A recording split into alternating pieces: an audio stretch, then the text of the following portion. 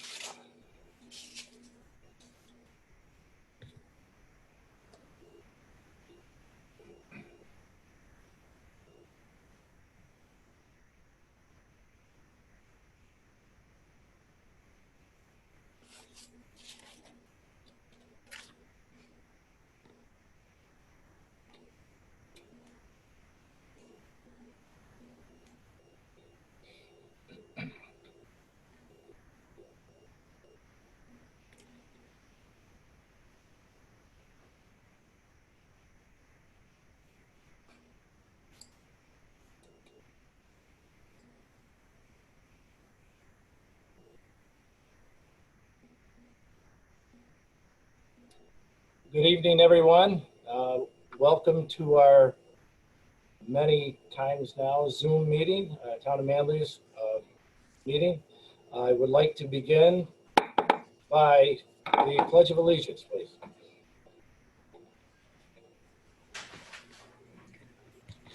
I pledge allegiance to the flag of the United States of America and to the republic for which stands one nation under God, indivisible, with liberty and justice for all.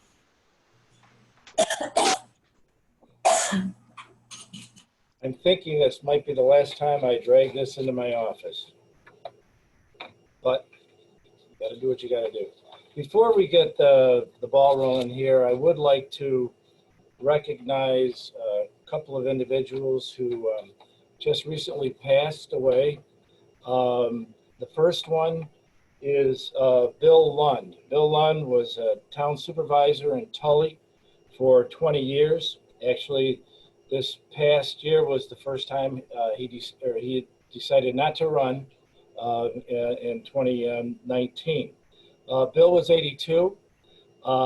He had 42 years at National Grid, well, Niagara Mohawk National Grid, and he was involved with the school district and the town for 50 years. He was a school board president 15 years. He was a counselor for 8 on the town board, and again 20 years as a supervisor. And I used to run into him every now and then. He was working part-time at Home Depot over off on Bridge Street, and I did get a lawnmower off from him. It was a good deal. But I just want to recognize Bill and his family. That meant everything to him. One of the things, well, he survived by his wife of 56 years, Nan. He had 12 children, 2 of which had predeceased him, and 24 grandchildren. And if anyone knew Bill, and his family meant everything to him, and what was most likely to spur that larger-than-life laugh that we all miss. And I used to enjoy that laugh on our rides, our many trips down to New York City for the Association of Towns annual meeting. So Bill will be really sorely missed by many. It was sudden. The second individual I'd like to acknowledge is Janet Stanley's mother, Ethel Kellish. Of course, Janet is our court clerk in the town of Manlius, and Ethel was 100 years old. She would have been 101 in October of this year, and lived in Manoa most of her life. 70 years she was married. Her husband Stanley did predecease a few years ago. They had 10 children, of which 2 predeceased them. And just so you know, her younger sister, Peggy Rabinski, I believe is 96 or 97. I'll have to ask Janet. But they had 18 grandchildren, 18 great-grandchildren, and a lot of grandkids. So again, it was a sad day for Ethel. Part of my Manoa run was always going by their house, and The granddaughter was up taking care of her for last couple of years, and so it's sad to hear about Ethel. So what I'd like to do is just have a moment of silence for both Bill and Ethel, if I could, please.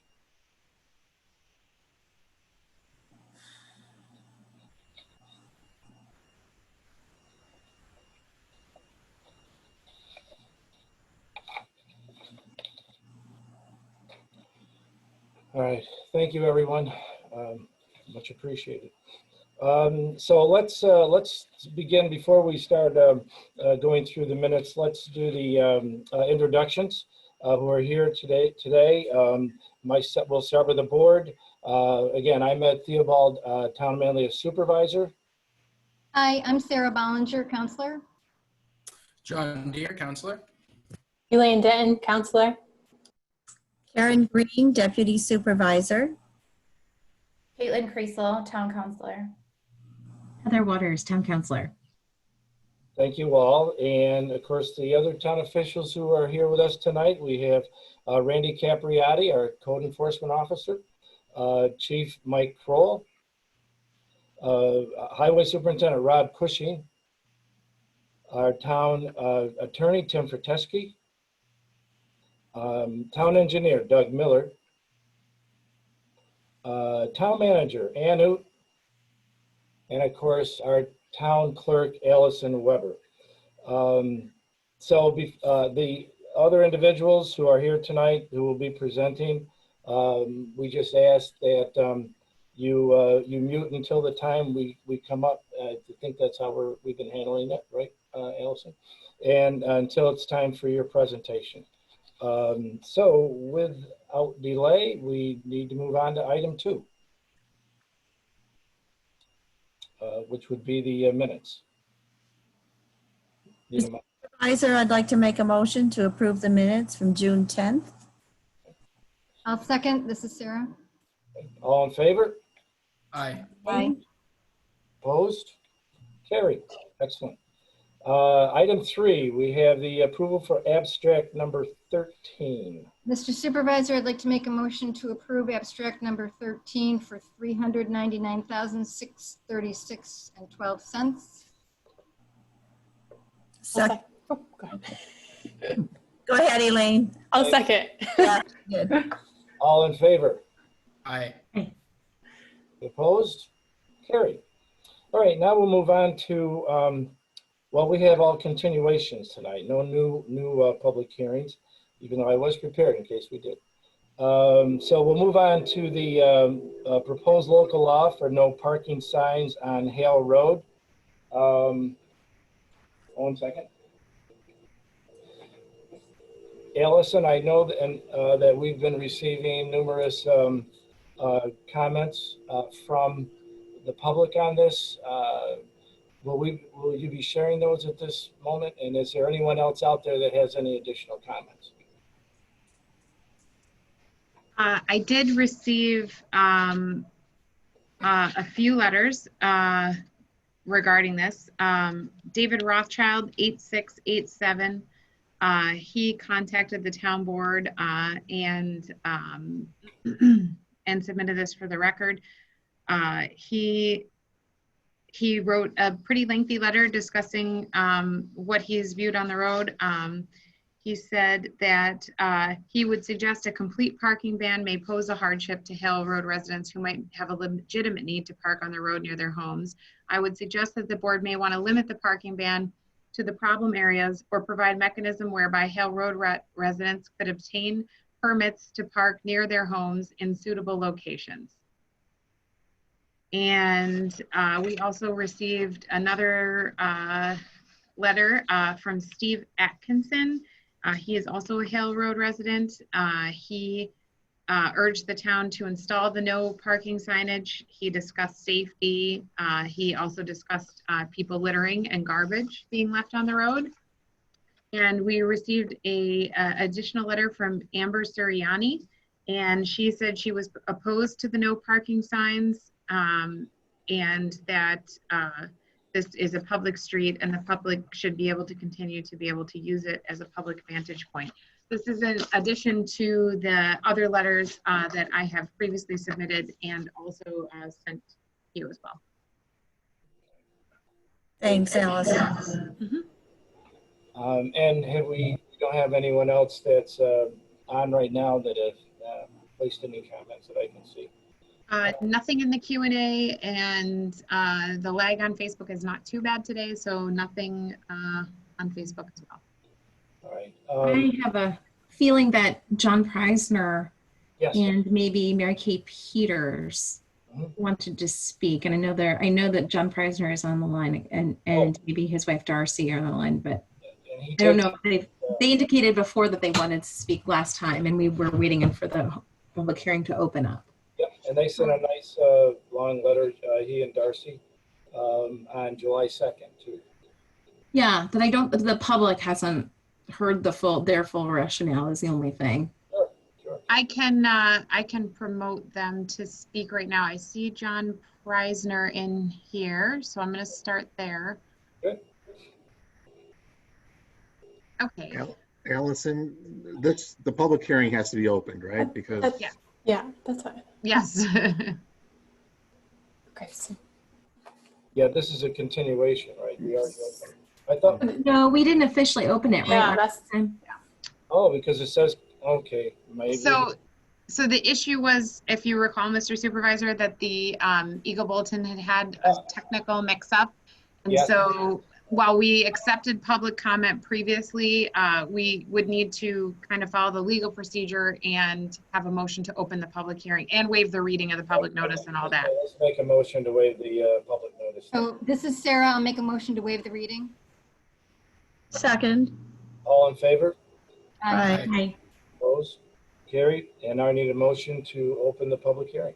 Yep, I'm happy to make a motion to open the public hearing for the Hale Road signs. Second. Second. Okay. All in favor? Aye. Aye. Opposed? And carried. Okay, so now we are officially open. Thank you, Allison, for reminding me of that. So I see John's picture down there. So is he ready to speak? And John, we try to keep it within 3 to 5 minutes when we're in a public setting. But go for it, what you can. Okay, appreciate it. Sure. Can you hear me okay? Yes. First of all, thank you for taking the time. I know you, Rob, took the time to visit with my wife and I on the 16th. And on behalf of the community here in Hale Road, I know Mr. Hale, this has been a perpetual issue for him. My dog is barking. I apologize. Probably people walking up the road. I forgot the name. No, so, we wrote a letter that Allison hasn't read, but it's pretty lengthy. I know Kate Peters, who's on the call, wrote a letter in support of signage. Mr. King, who owns 100 acres, wrote a letter in support of signage. Mr. Hale owns over 100 acres here. We have empathy for the nostalgia. We've lived here 5 years. We've lived here. We love this area. And the biggest challenge that we have at this point is over the past 5 years, we've had a lot of people up here disrespecting our property. That's a shame. And I'll outline in these various letters, this is all private property that people have taken advantage of over the past 5 years and beyond, to the point where Mr. Hale, who's over 80 years old, is chasing people off of his property. We have cars parked from Mr. Hale's home down to my home, 20 to 30 at a time in the evenings to watch the sunset. Following that, you will see beer bottles, cigarettes, littering, and other, I would just say other, on the lawns. Last night, for example, Jimmy called me and said, "Hey, John, I'm concerned. There's cars parked here in the evening at 10 o'clock at night, scoping out the homes or just parked up there." So again, we love this town. We have empathy for the folks and the nostalgia, but unfortunately this has to stop, and we need some type of formal way of doing that. The police officer Hebring suggested this, because she said to me after multiple times, "John, the only way we can enforce this is to ticket if there's no parking signs." So again, all in all, we love the area. We're grateful for it. But this got to a point where we had to come together as a community. Thank you, John. That was stated. I apologize for my 10-month-old puppy, who is usually pretty good, but right now he wants to say hello. It's my apologies. I'll go back and mute now. Thank you. Well, I know he's a puppy. But a big, Yes, he did need that. Yes. Thank you very much. thank you, John. Is there anyone else, Heather or Allison, that wanted to speak? Yes, I did have one more, and I apologize, this came in, I don't know if I was able to forward it to you guys because it came in at 3:30 today. It was from Benjamin Suriani, and it says, just south of the intersection of Palmer Road at Route 173 lies a topographic gem that the town of Manlius should be proud to have and eager to capitalize on. From the nearly 15-foot shoulder of the top of the hill, the entire city of Syracuse, portion of Niagara Lake, and even Oswego, New York, are visible on clear nights. The breathtaking views this area offers have been enjoyed by citizens for years. Recently, the town of Manlius Police Department has been issuing citations for taxpayers looking to enjoy the natural beauty its town offers in an attempt to discourage parking on the side of the road. While the steep incline to the top of Palmer Road could pose a danger, the abnormally wide shoulder allows for cars to remain completely off the road. The recent measures to begin ticketing vehicles has only displaced those wishing to catch a sunset to nearby Hill Road as indicated at the town board meeting. If safety was a concern with the cars parked on Palmer Road, it is even more of a problem on Hale Road where hardly any shoulder exists. Clearly, threats of a citation are not going to be enough to stop individuals from seeking a gorgeous view. That being said, the town should take a forward-thinking approach as opposed to discouraging initiatives that have been implemented, which subsequently are creating greater safety hazards, Hale Road. This can be done by conducting a study of just how many vehicles stop at the top of Palmer Road on any given night. From there, the town, with the assistance of an engineering firm, could look into options for extending the shoulder even farther to allow for more parking space.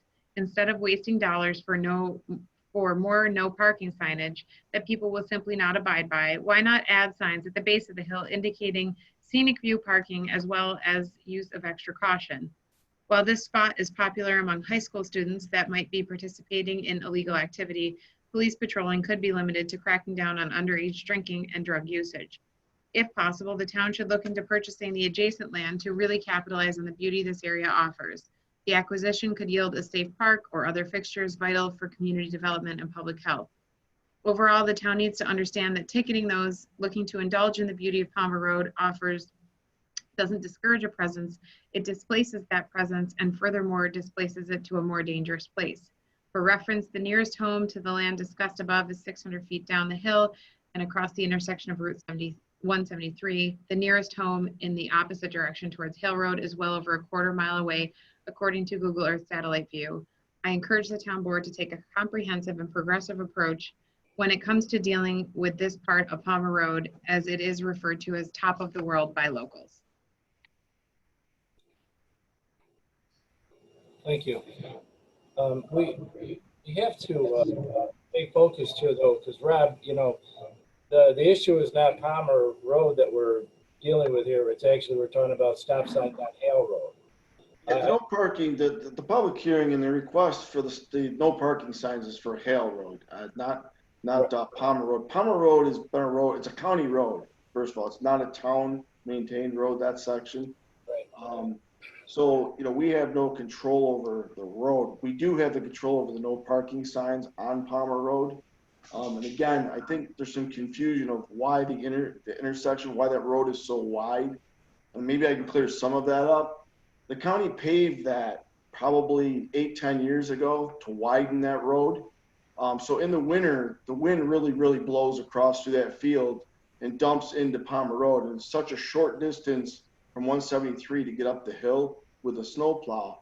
So they have to have that width of the road so they can get their actual truck over that far to push the snow over and to shelf that up. So it really wasn't put in for like a parking area. It was really for snow maintenance is why they originally put that in. And you have said that, again, we're talking Hale, but just for the record, the Palmer Road no parking signs have been there for over 20, 25 years. as long as I've been here, you know, there's been a no parking on Palmer Road between Hale and 173. Okay. I don't know, like, I think Heather was gonna kind of check on that. I looked in the code, Heather. It doesn't really specifically say, you know, what date it was in there, so I don't really know. But I know, just from my experience of being here, we've replaced those quite a few times in my 25 years here. So. Yeah, I'm sorry. As far as the, well, this, we could probably talk about this after we close it, but and Tim, you can help me on this as far as purchasing any property on Palmer even. I mean, that's a county road, it's private property. Is that viable? I mean, I'm just. The town doesn't own any parks. The town doesn't own any land. Right. And that would be unusual for the town to buy a parcel of land for park purposes, but it certainly could. I frankly don't know if any land is available to purchase. So, but as a general rule, the town does not have a parks department. It has a recreation department. That's because we don't own parks. There are county parks and there are state parks in the town of Manlius, and they're village parks. Right. All three villages do have. I think each of them have more than one park, if I'm not mistaken. So, all right. Thanks. Mr. Supervisor, I have one more letter that was submitted from Mary Kay Peters. And she had emailed Councilor Waters regarding this. And it says, let's see. She appreciates your trying to get the approval of the no parking signs along Hale Road. It has been an ongoing problem because many individuals come to our road and Palmer Road to watch sunsets. For many years, it was not an issue because people were respectful and quiet. Over the past 5 years, it has been just the opposite. Individuals litter, are noisy, disrespectful to residents, and partake in illegal activities. The top of the world has always been a special spot to many FM students, and it is too bad that the privilege has to be taken away. The fact that there is now no parking allowed on Palmer Road, drivers are coming to our road much more frequently, and unfortunately causing problems here. I have talked to my neighbor across the street, and he said that he was also on board with getting the signs. We appreciate anything you could do to help remedy the situation, and that was it. Thanks, Elsie. I do see a Q&A. Yeah, give me one sec. All right. Anonymous attendee said maybe the Nature Conservancy could get involved. Yeah, I think we need to be really clear here. Right now, private landowners own all the land you're talking about along there. So I don't think it's a great idea necessarily, and I want to encourage people to do something in the alternative. You as a resident want to see parks. If you want to have specific ideas about parks, you can, as an individual, you could always explore donating land to us. And as Tim said, we don't have the infrastructure now to really even manage the land, but presented with that opportunity, or if that were discussed through the comprehensive planning process, areas that were really desirable for scenic viewpoints and sort of celebrating the beauty of our community, I think that's great. And the comprehensive planning process is going to be underway over the next 2 years. But in this specific instance, right this moment, you've got private landowners who have been really understanding and have come together on Hale Road. All of the residents have been really clear about what the experience has been like for them. And maybe even Chief Kroll could tell us from the police perspective what it's been like. And maybe could either verify or add or just tell us a little bit about what the last 5 years has been like from the police perspective. I think that would be really helpful. Chief, you have anything you can make comments on? Well, I've of course only been chief now for 2 years, so I can't really tell you what had happened prior to that point. But Our officers are just responding to multiple complaints from the landowners in that area due to, you know, this illegal activity and littering and other activity that is frowned upon. I'm not aware of any significant traffic issues other than the obvious of having vehicles parked in the roadway that could potentially collide with oncoming vehicles or something of that nature. But you know, we've just been responding to the property owners and their complaints. And we go up there, we try to be as you know, fair and objective as possible.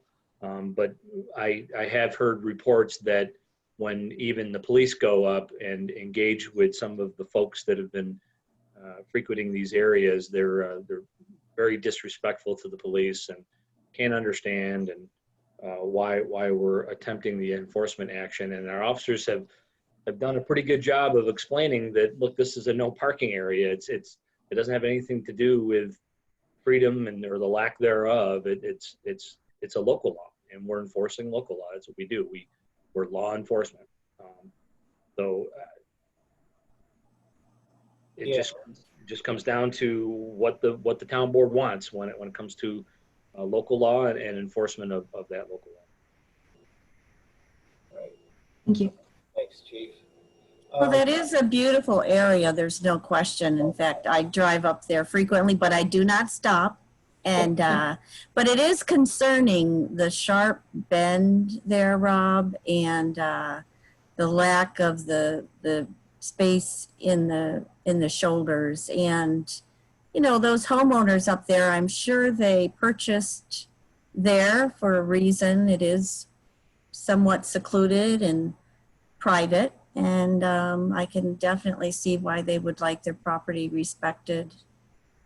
So I hate the looks of this no parking signs. They're not very pretty, but you know, maybe we can limit the number of them, or I don't see any other alternative. Yeah, good point, Karen. And John, of course, you know, he's as a homeowner, and he echoed many voices of his neighbors. One neighbor did respond concerned that if the signs are put in and say they're going to have their driveway sealed or whatever, you know, they want to make sure they're not going to get ticketed if they can't park in their driveway, you know. So I imagine that type of thing is, you know, the chief, I'm sure that the police know how to handle it, something like that. But that was a good point made, you know, and I was wondering, is that, you know, viable to be concerned as a neighbor that does that? I don't know. I have a question, because it's like the debate seems to be like centered around the road being public and people should be able to park on the road, but then they're going onto private property that they shouldn't be. But there's plenty of roads where it says like no parking on the shoulder, you know, like don't stop here because it's dangerous. Yep. So I don't by putting up no parking signs, it's not making it a private road. It's just indicating that that's not an appropriate place to park your car. There's roads like that all over the place. So that's not really a valid concern, is it? That's a good question. That's Rob and Tim probably legally, and what own, you know, public or private or town road, or how do we identify that? First of all, Hale Road is a road by use, but it also obviously has been maintained for several years by the town. So the town is we've taken ownership of that road. Okay. To answer some of the questions that maybe Caitlin was discussing, typically state law, the MUTCD rules require us to put up signs for no parking. They're supposed to be no less than 200 feet apart. And you can do it either side or one side or both sides. In this case, I would assume you were going to do both sides because it's a narrow road. And again, you have the option, you know, you can do from 173 to the Hale Farm, you can do the whole length of the road.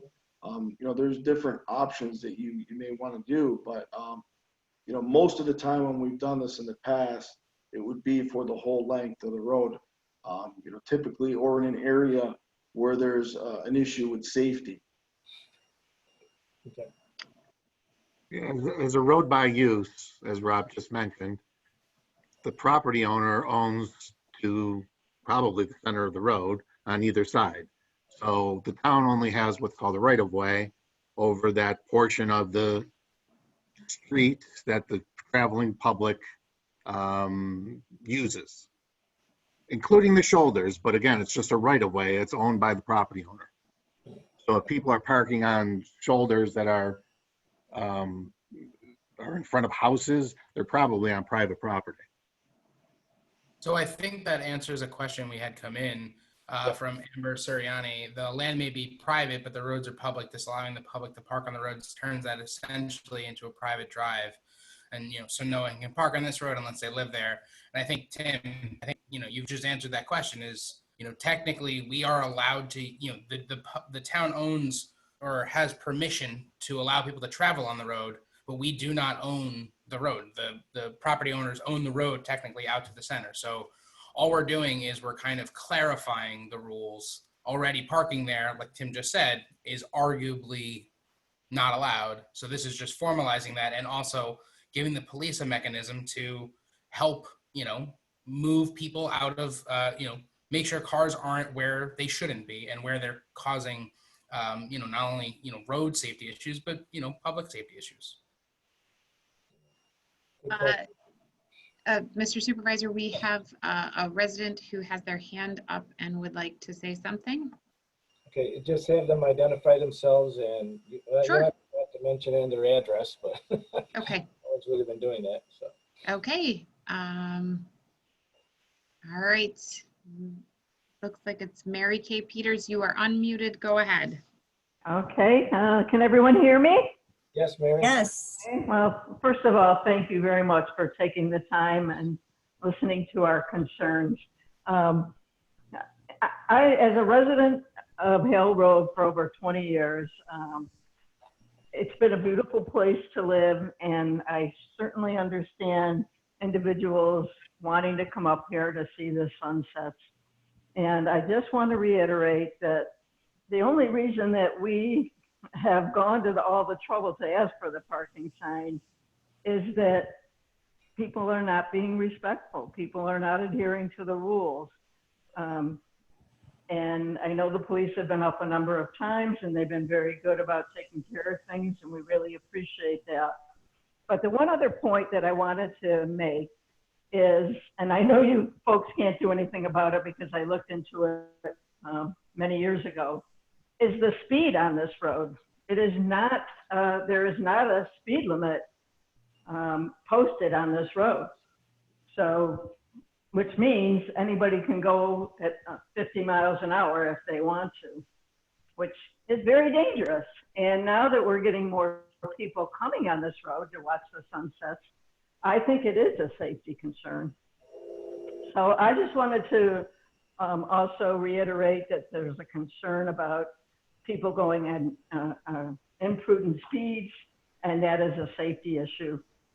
But thank you so much for giving us the time, and we hope that we can do something that'll make everybody happy.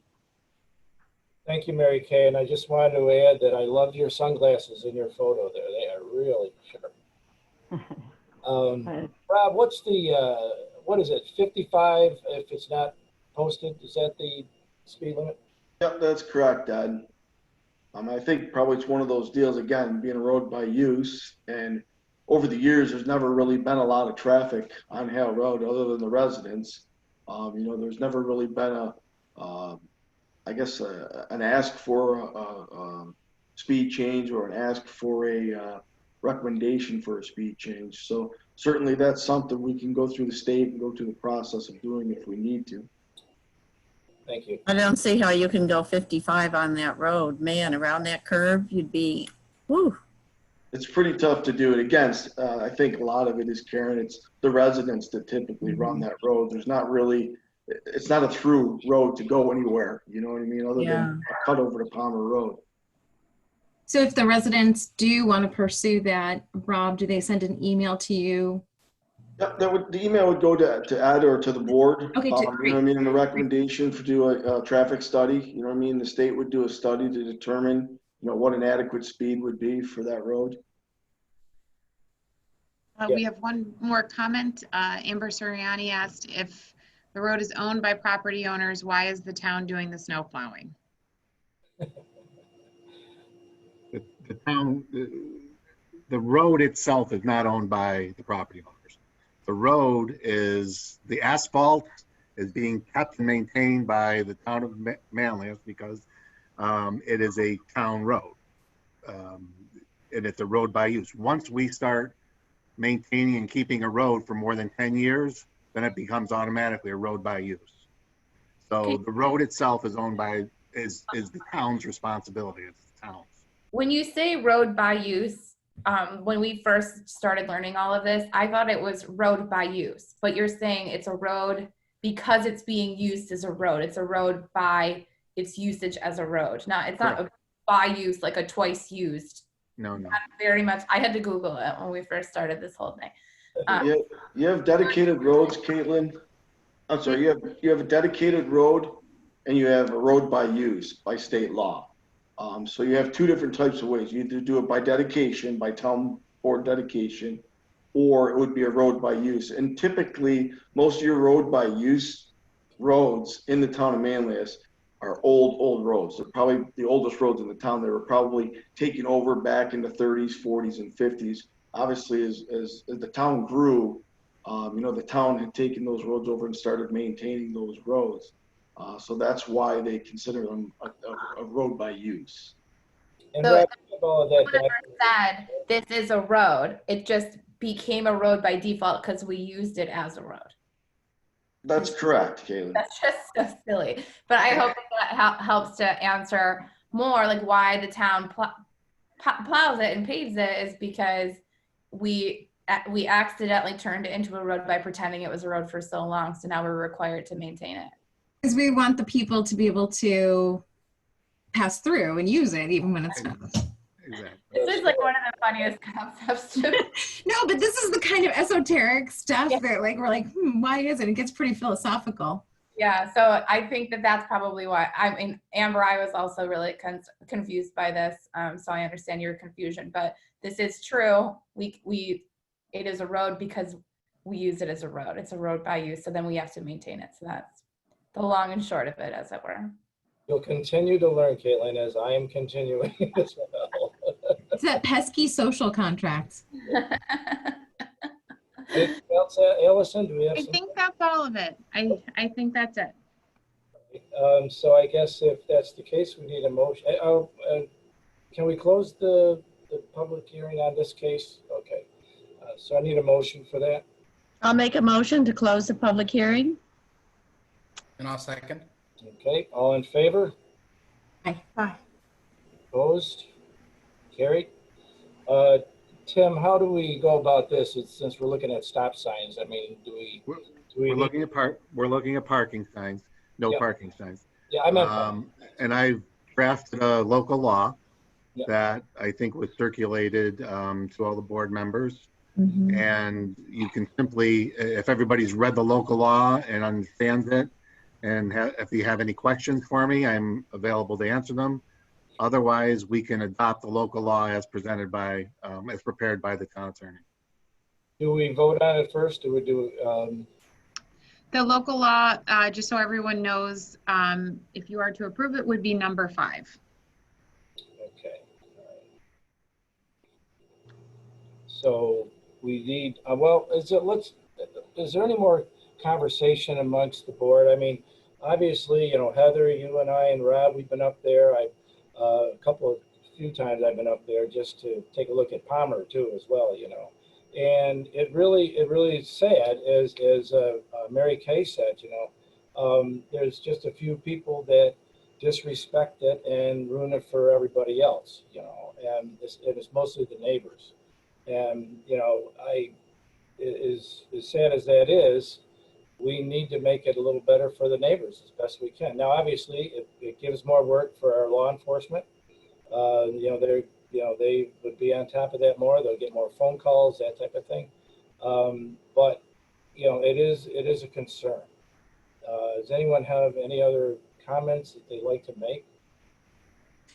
Yes, I would just say that, yeah, I think that our law enforcement will get the calls either way. And this way they're empowered to have guidance and to see where the space is. I mean, I'm thinking of the circumstances, the kind of real life circumstances. If you're on a bike, you're doing a long bike ride and you stop at the top of the hill for 2 minutes to look at the sunset, or 5 minutes, I don't think that's a scenario where you are going to be ticketed. And I don't think that the neighbors are going to take issue with that, correct? But if you are making plans with friends to meet them up there, if you're going with your family there as a destination in your car, that's the kind of situation that is really about the no parking signs. That's what we're talking about. And so I think people are, have to really be respectful and think, if this was your street in a cluster development that you lived in, or a cul-de-sac, and people were walking through your yard to look at something that was really beautiful and interesting in your backyard, would you feel the same, wouldn't you feel the same way as these neighbors? I mean, I just think, I think that we have to imagine it from those angles too. Point well taken. Are we ready to vote on this tonight, I just have a question. Oh no, I'm sorry, Elaine, go ahead. So I know the law that we have here it's the whole length of the road, both sides, and it doesn't say how many signs. So would the highway department figure that out? It was 200 feet or something, you said, Brad? Yeah, Elaine, the signs are supposed to be up no less than 200 feet. We can kind of guide that along that line, you know what I mean, within that 200 feet. It's 210, I'm sure nobody's going to complain too much, but a lot of it is, you don't want to put a gazillion signs up. First of all, it's tough to maintain, you know what I mean? We've had people stealing no parking signs. They come up missing quite frequently, and especially in circumstances like this, because they are controversial. Again, we'll try and put those up to the MUTCD standard, if we can. Yeah, and there is some space on that road, Rob, as you know, where you can't see the view because of the foliage, more on the north end, that perhaps you could space wider.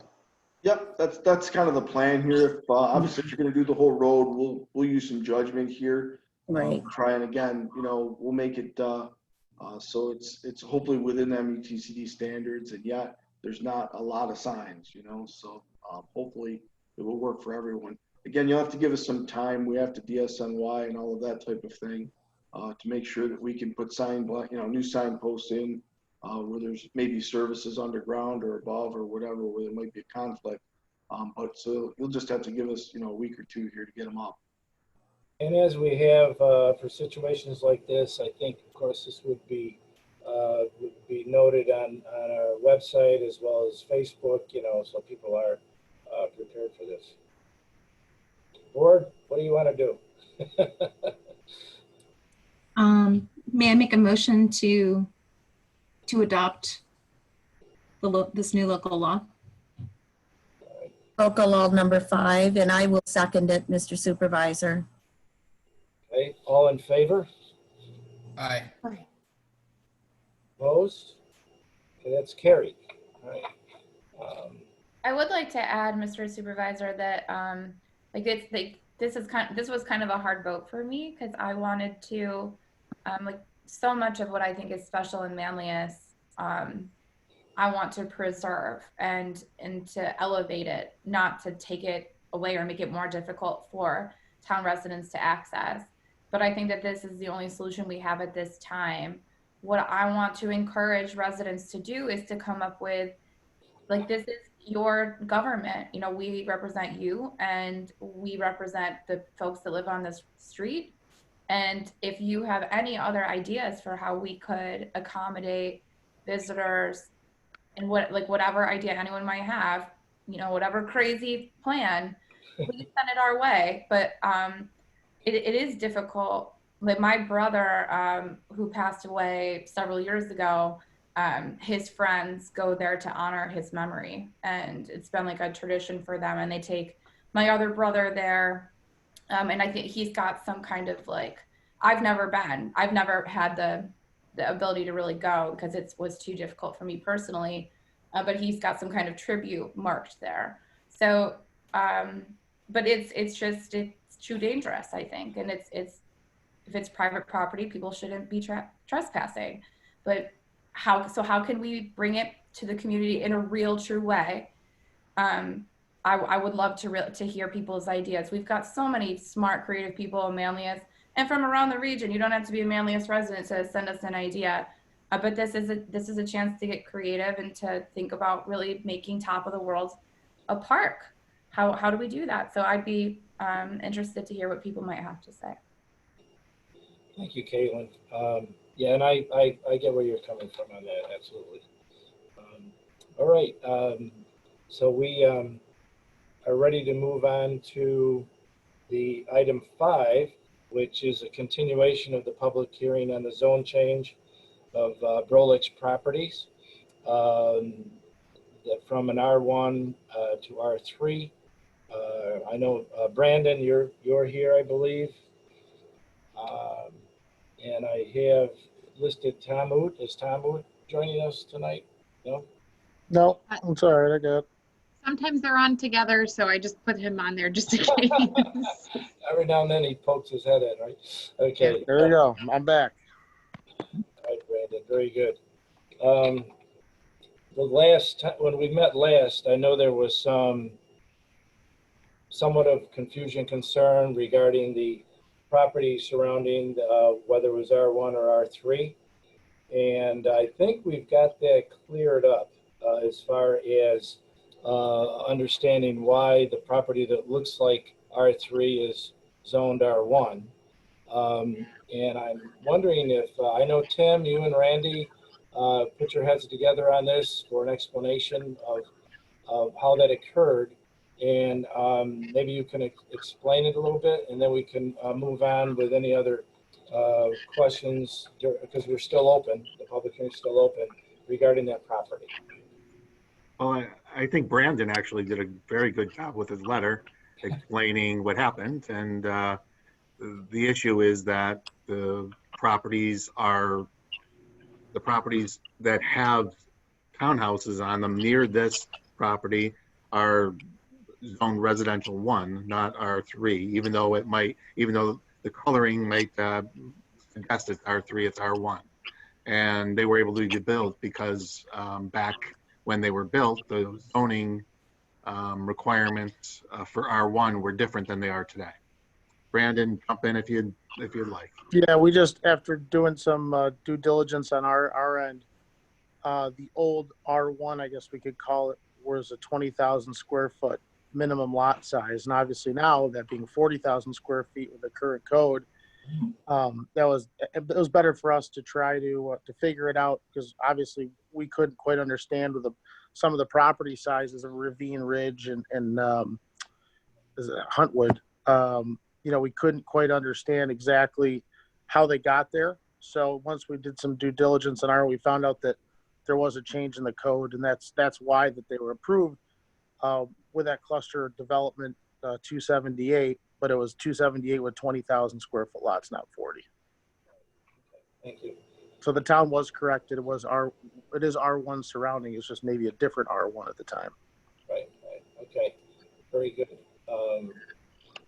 Anyone else? I know that we were pretty close, I thought, to sort of wrapping things up based on the planning board's recommendation, the county recommendation.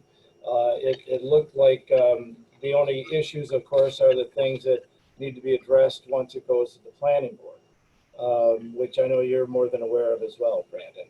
Yep, absolutely.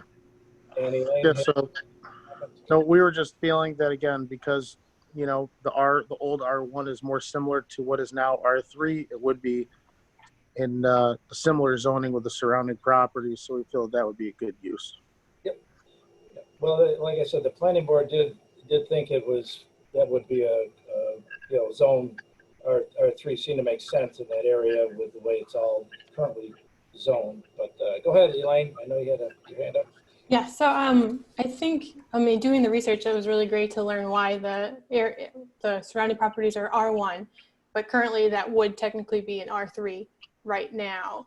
But I do want to make sure that we're clear that this is for changing R1 in that front property to R3 and the back staying RA.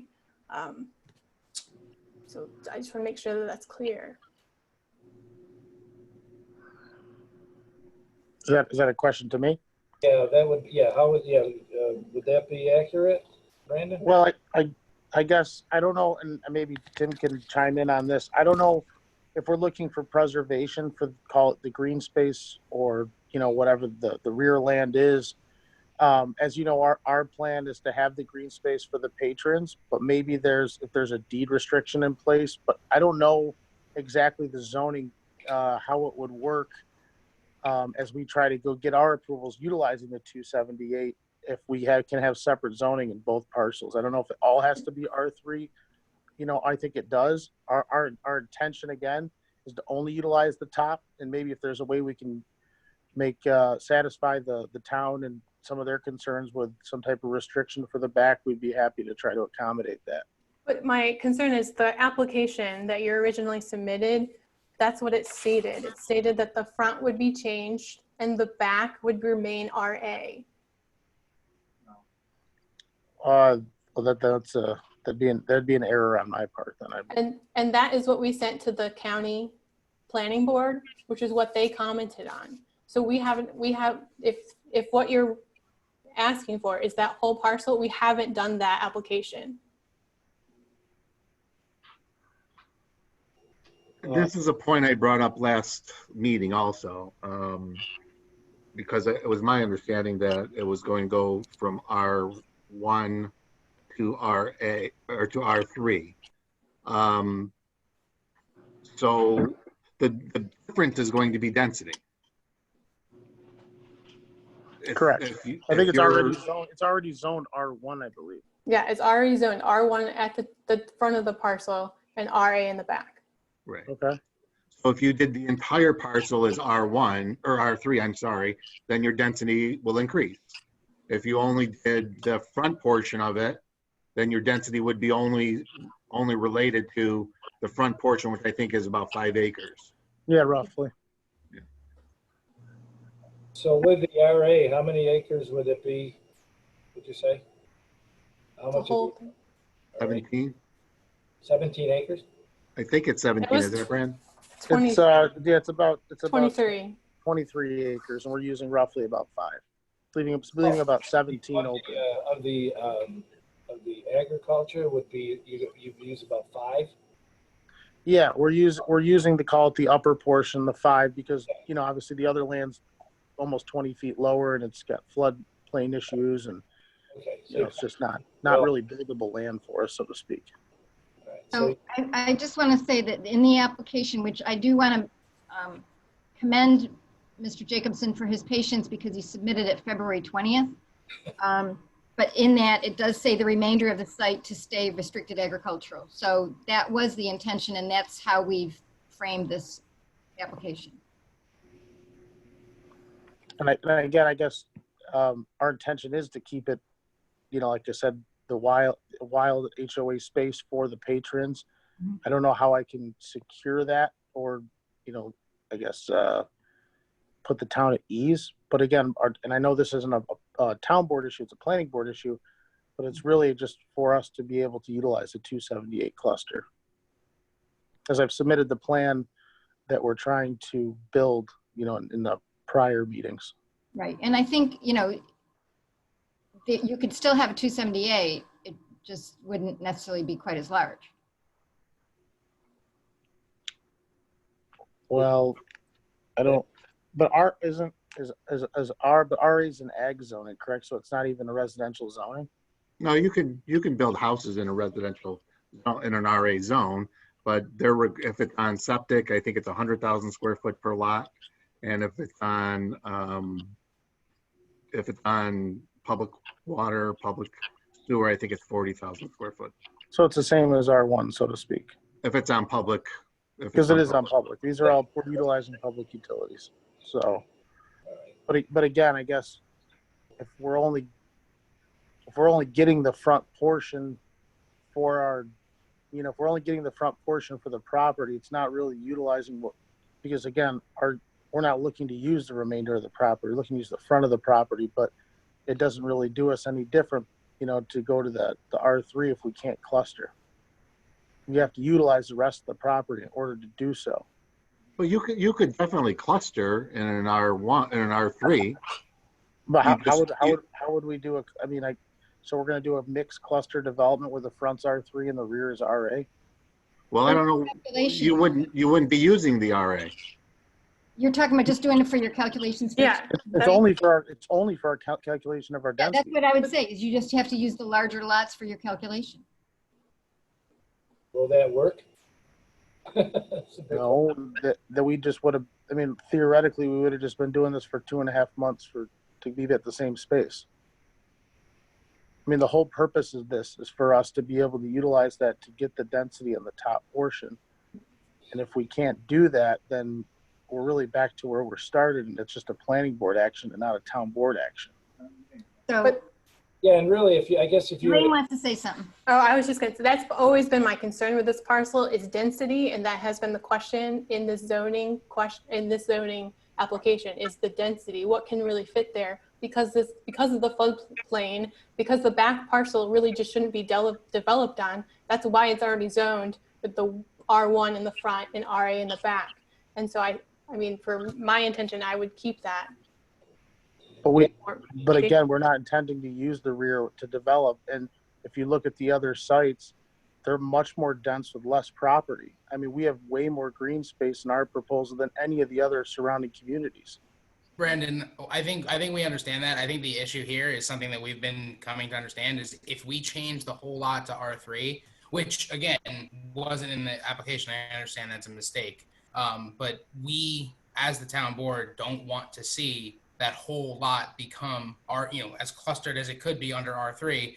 That's why the understanding of the front becoming R3 to be in that zoning with the back remaining was what was understood.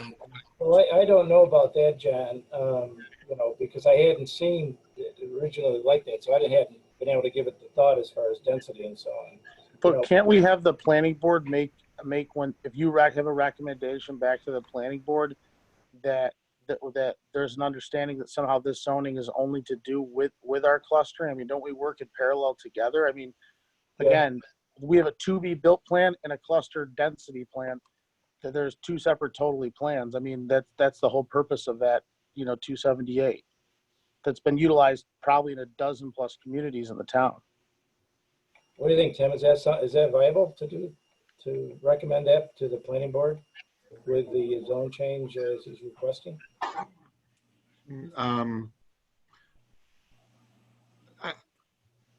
Once you change the zone is changed. Okay. So there's nothing, you're creating a local law that would change the zoning. And the planning board can't do anything that would be different than what the zoning is would already be. So I'm not sure I'm not really sure what you mean, Brandon, but I mean, if I'm doing some quick calculations in my head, if the R1 property is turned to R3, that's approximately 10 dwelling units, right? Well, you've got roads and areas that have to. Well, maybe it's probably 9, yeah. Maybe 8 or 9. So as Elaine is explaining her concern, that's what she thinks is the density, that should be the density for that property. If you want to consider the rest of the property, then you'd have to consider it as RA. And as Sarah said, we would have to figure out whether or not how many houses you can build back there on the RA, which would probably be another 10 or less. So, because if there's it'd be no 18. It would be 18 or less. And that's what I came, like 16 to 18 is where you'd sort of end up falling. Yeah, like yeah, that's where you would end up falling, I think, is between 12 and 15, 16. But didn't the And planning, that's what we're, and that with the planning board would be, as you say, the planning board would be the final determiner on that Exactly. side. But we would be setting the limitation by selecting the zone. Is that right, Elaine? Did I explain that right? Yeah, I believe so. Okay. Thank you. I'm just concerned. Has anybody from the public commented on this? Because we are still in public hearing at the moment. No, not yet. Nothing on Facebook and nothing here. Nothing since the last, I spoke with Marcia Mealy, who lives on just in the yellow house that is, I can get the address and I will make sure I send that. And Marcia lives right at the across the street from Freeman, there at the base where the bridge starts. And I was asking her about the project because she was on board when it was first being presented, or most recently. And she did not have a problem with the density. She was of homes. She was kind of curious to know about the truck traffic for building and for construction, and talked about how and time and when that would be timed as well, because the bridge itself can be kind of a very difficult place to navigate traffic, larger trucks, and also for the winter season, it can get icy faster than the rest of the road. And she was also curious to know where the hookups for hydrants would be, and things like that. and that of course is more in the planning board process that they would address. I think. Right. Tim, I got a quick question, maybe a legal question. If we implemented a deed restriction on the remaining property so that it couldn't be built on, wouldn't that protect what we're trying to achieve here with so the R3 in the rear cannot be utilized? The problem I think that some of the board members have is not that you're going to develop on that property. It's that you're using that back property to increase the density. And the density for that 5 acres can't support 24 townhouses. That's what I think the concern is from the board. It's not about developing the back RA property. It's using that to create higher density for the R1 property. And, oh, go ahead. I'm sorry. I agree with that. And that's my concern. You're using the math to make it work for you, but really we should be looking at what's the usable space. But I guess my question would be is why would you think that the amount of units that we proposed is too many? I mean, if it works as far as there's space, there's drainage, there's detention, there's a pond proposed, and we're only using 25% of the total property, I don't know what the concern would be from I don't know why we feel that that's too dense. I mean, I feel that we're not even using a lot of the density of the property. And wouldn't that fall on the planning board's table, basically, to cover all that? I mean, to control that, Tim? No, because the question is... I mean, if we change it all, the RA also to R3. Yes. Then you create density for the front that wouldn't be available to them if they kept it as RA. Right. Well, but again, I'm just trying to reiterate for myself. Us as an applicant to the town, we are trying to. So again, I guess let me start over. If I'm an applicant and we've addressed traffic concerns, we're going to address stormwater, we're going to address DOT, we're going to have more green space than any of the other communities in the area. I don't know why we're arbitrarily deciding from a town board perspective what the proper density is when the density obviously works on the site and we're not using even 30% of the site. I mean, it's like, I guess it's not consistent with the rest of the stuff around. If you look at Ravine Ridge, they're using almost 60% of the site. Yeah, that makes sense, Brandon. I see where you're going with that. It's like I'm getting penalized. I don't understand. Yeah, I mean, it really is. Go ahead. You know, Well, I mean, yeah, go ahead. Oops, sorry. I mean, we have, you know, there's not that this probably is any concern to anybody, but I mean, for us as developers, obviously, in free enterprise, there's a certain amount of, you know, economics that have to work with the property. And I think we've been good applicants. We've been good applicants to the town in the past. We had a project 8 months ago that we heard the public, we pulled out, we spent thousands of dollars. We were happy to pull out. And, you know, as a former resident of the town of Manlius and a neighboring resident of the town of DeWitt, you know, I think I have an understanding from community standpoint what needs to be. There's a shortage of housing right now, and there's a high demand, and we're trying to fill that void. Obviously, there's a robust demand for it. Yes, is it proposed to, you know, in commerce for us to be beneficial? Sure, but that's the country that we live in. Randy, did you have something you wanted to say? I'm muted, Randy. Yeah, I just have one question. If we keep it a dual zone, the R3 in front and the RA in back, like Sarah said, there's a potential to have houses put on the RA section, correct?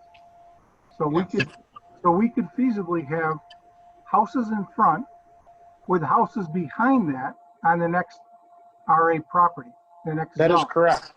Okay, so if that's the case, the town board would have to look at, do we want 2 housing complexes on that property?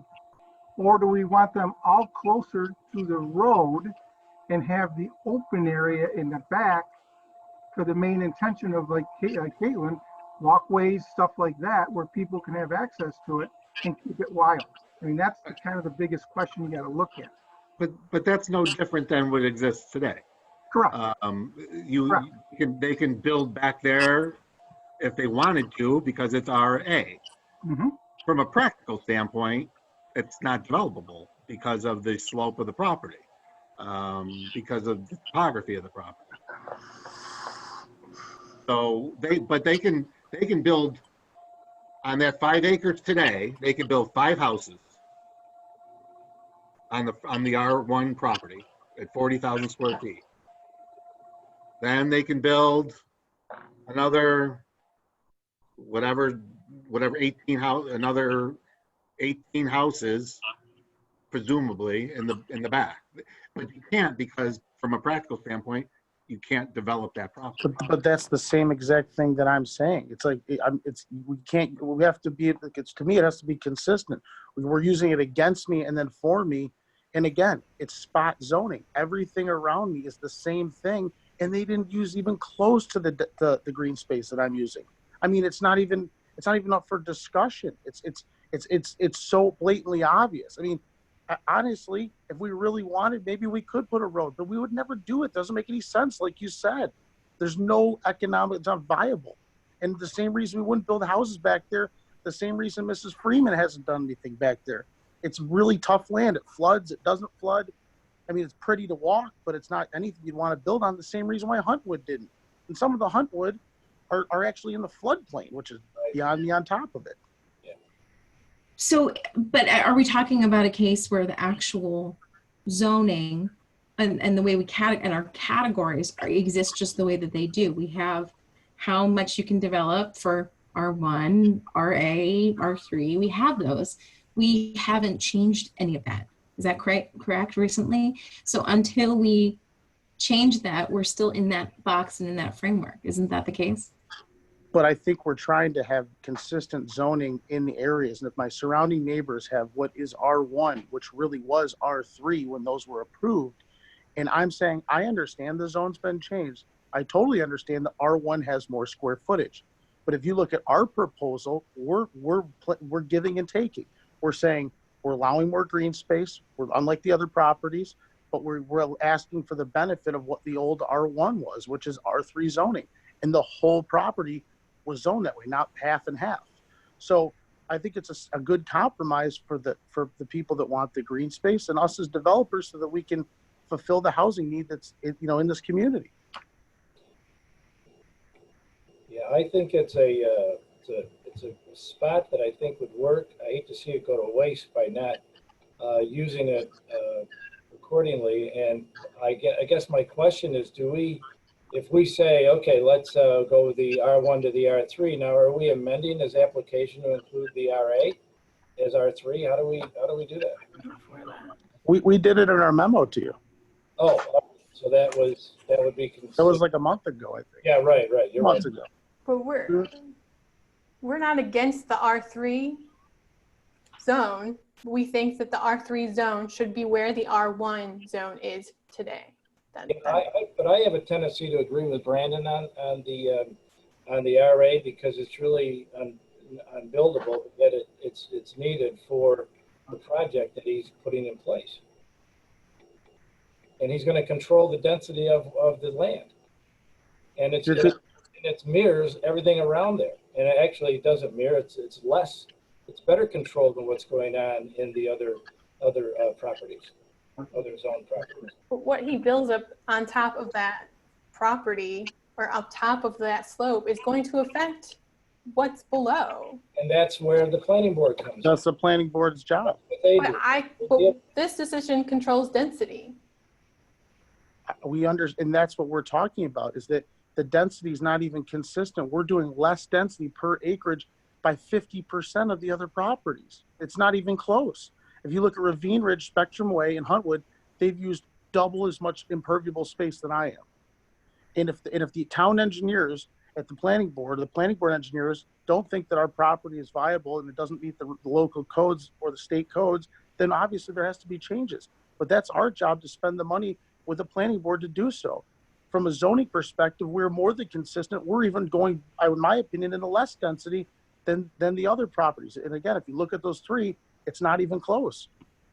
But your last plan, I believe, had 25. Was it 25? I think it's 23. Yeah, and I think the planning board said they had some concerns. 25. If I'm not mistaken. Yeah. Work with you on that. So if there's, let me see if I can make this simple. If there's 25 units that you're proposing, you're trying to put those 25 units on 5 acres, which if you were able to consider all of it, I think that it's 23, okay. Tim, right? What's I think that? it's 23. 24. Yeah, just under 24. 24, okay. And I think that's the point that Elaine is making, that putting 24 units on 5 acres by using the rest of the property makes those 5 acres too bad.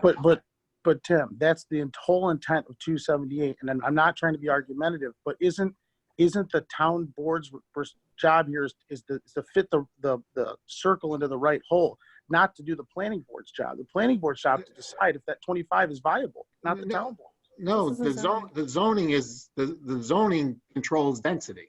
The zone change controls the density, and that's where the town board apparently has. I understand that piece, but to make it buildable is the planning board, correct?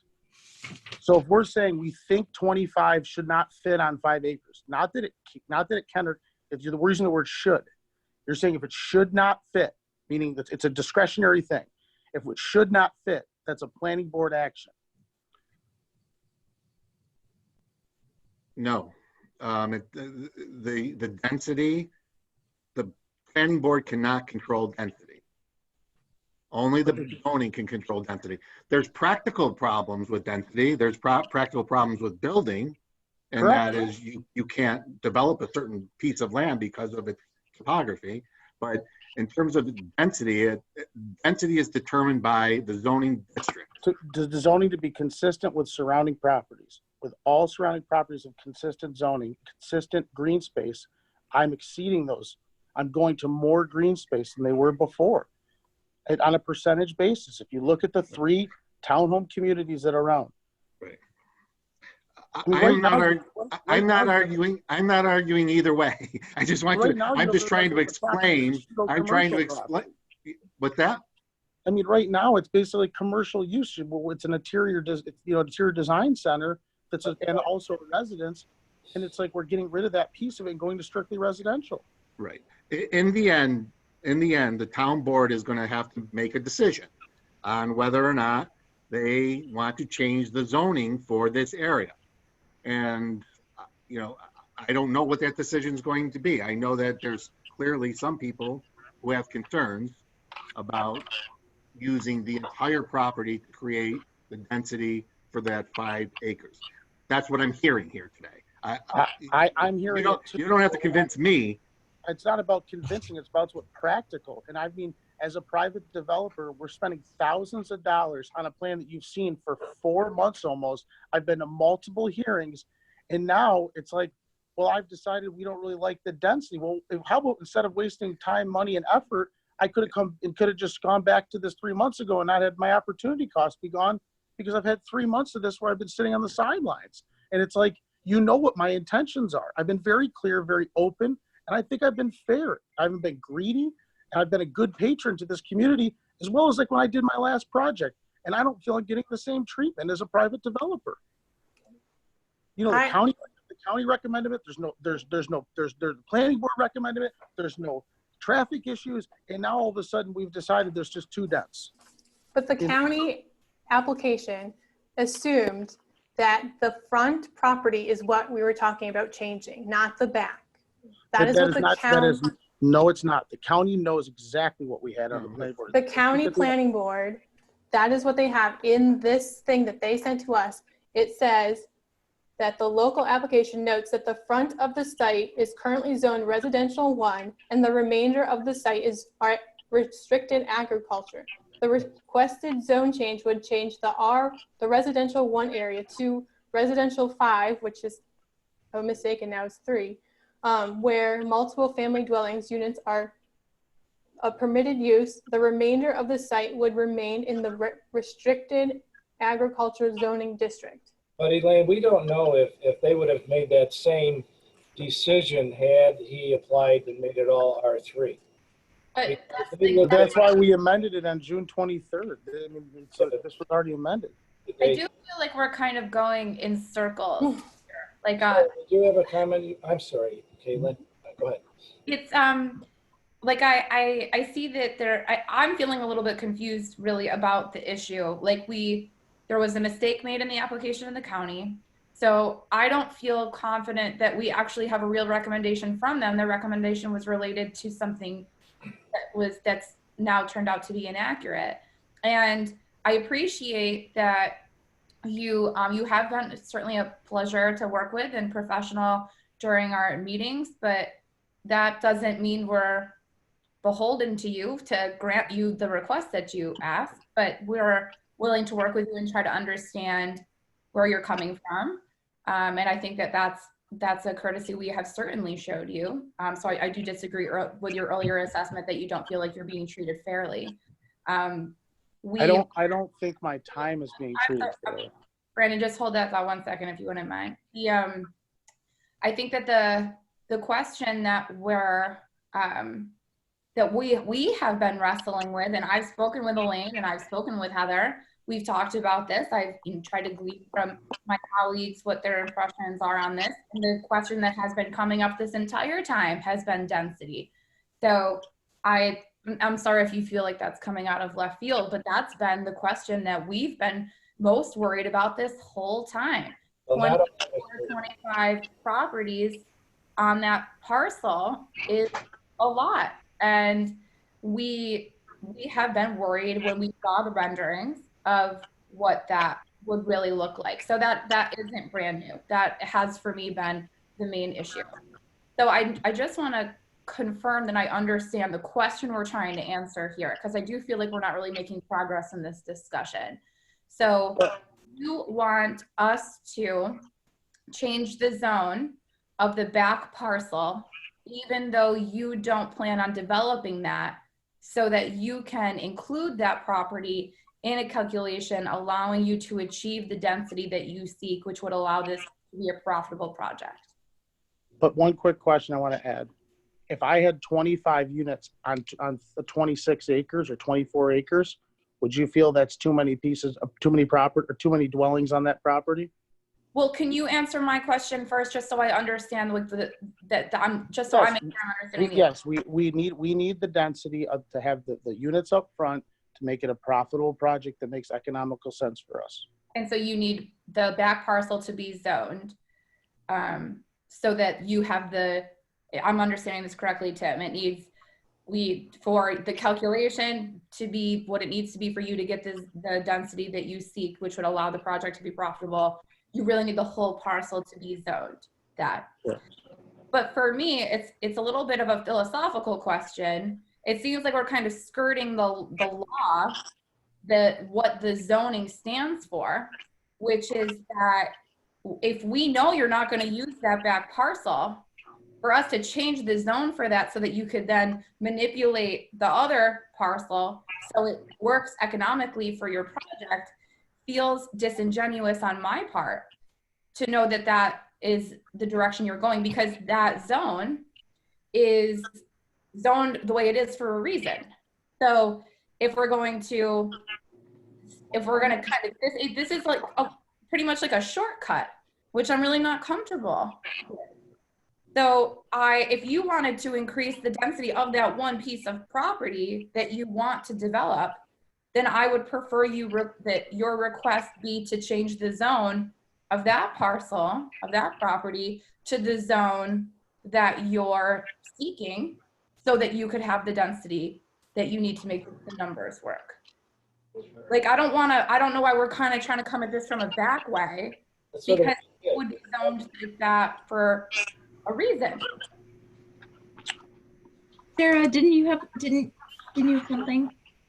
I just was reviewing the request, that just for the record, to say that Mr. Jacobson had requested that the R3 in a memo May 6th and the extension to cover the RA in a letter of June 10th, just so that people know that those two requests were submitted previously.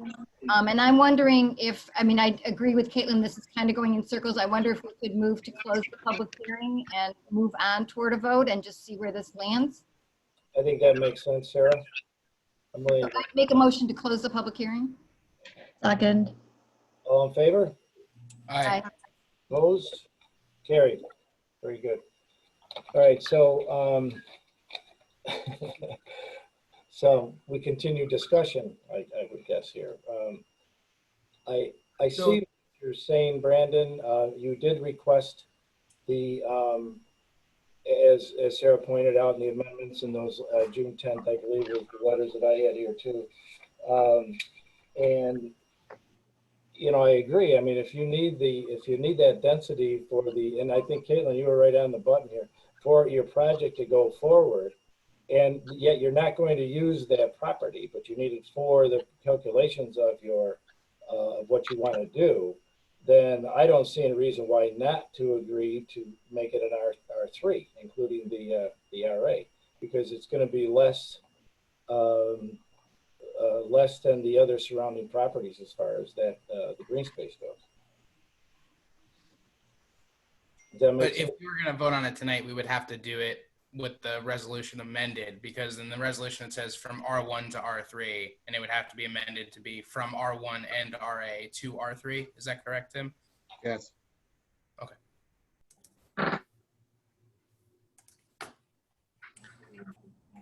Well, unless there's any more discussion.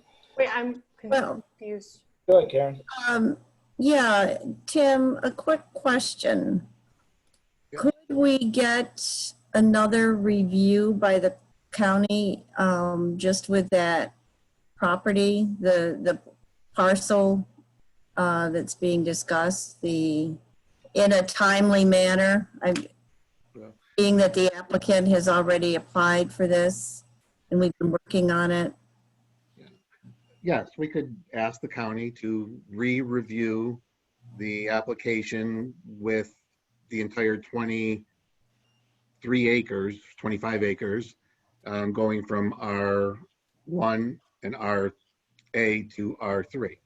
And we'd have to wait to hear back from them as to whether or not that would change their mind in terms of their no recommendation. And just for the record again, the planning board's recommendation, which was made on July 2nd, was they recommended that the High Bridge Road from RA to R3 is appropriate for the property. And this board recommends that the should be approved by the town board.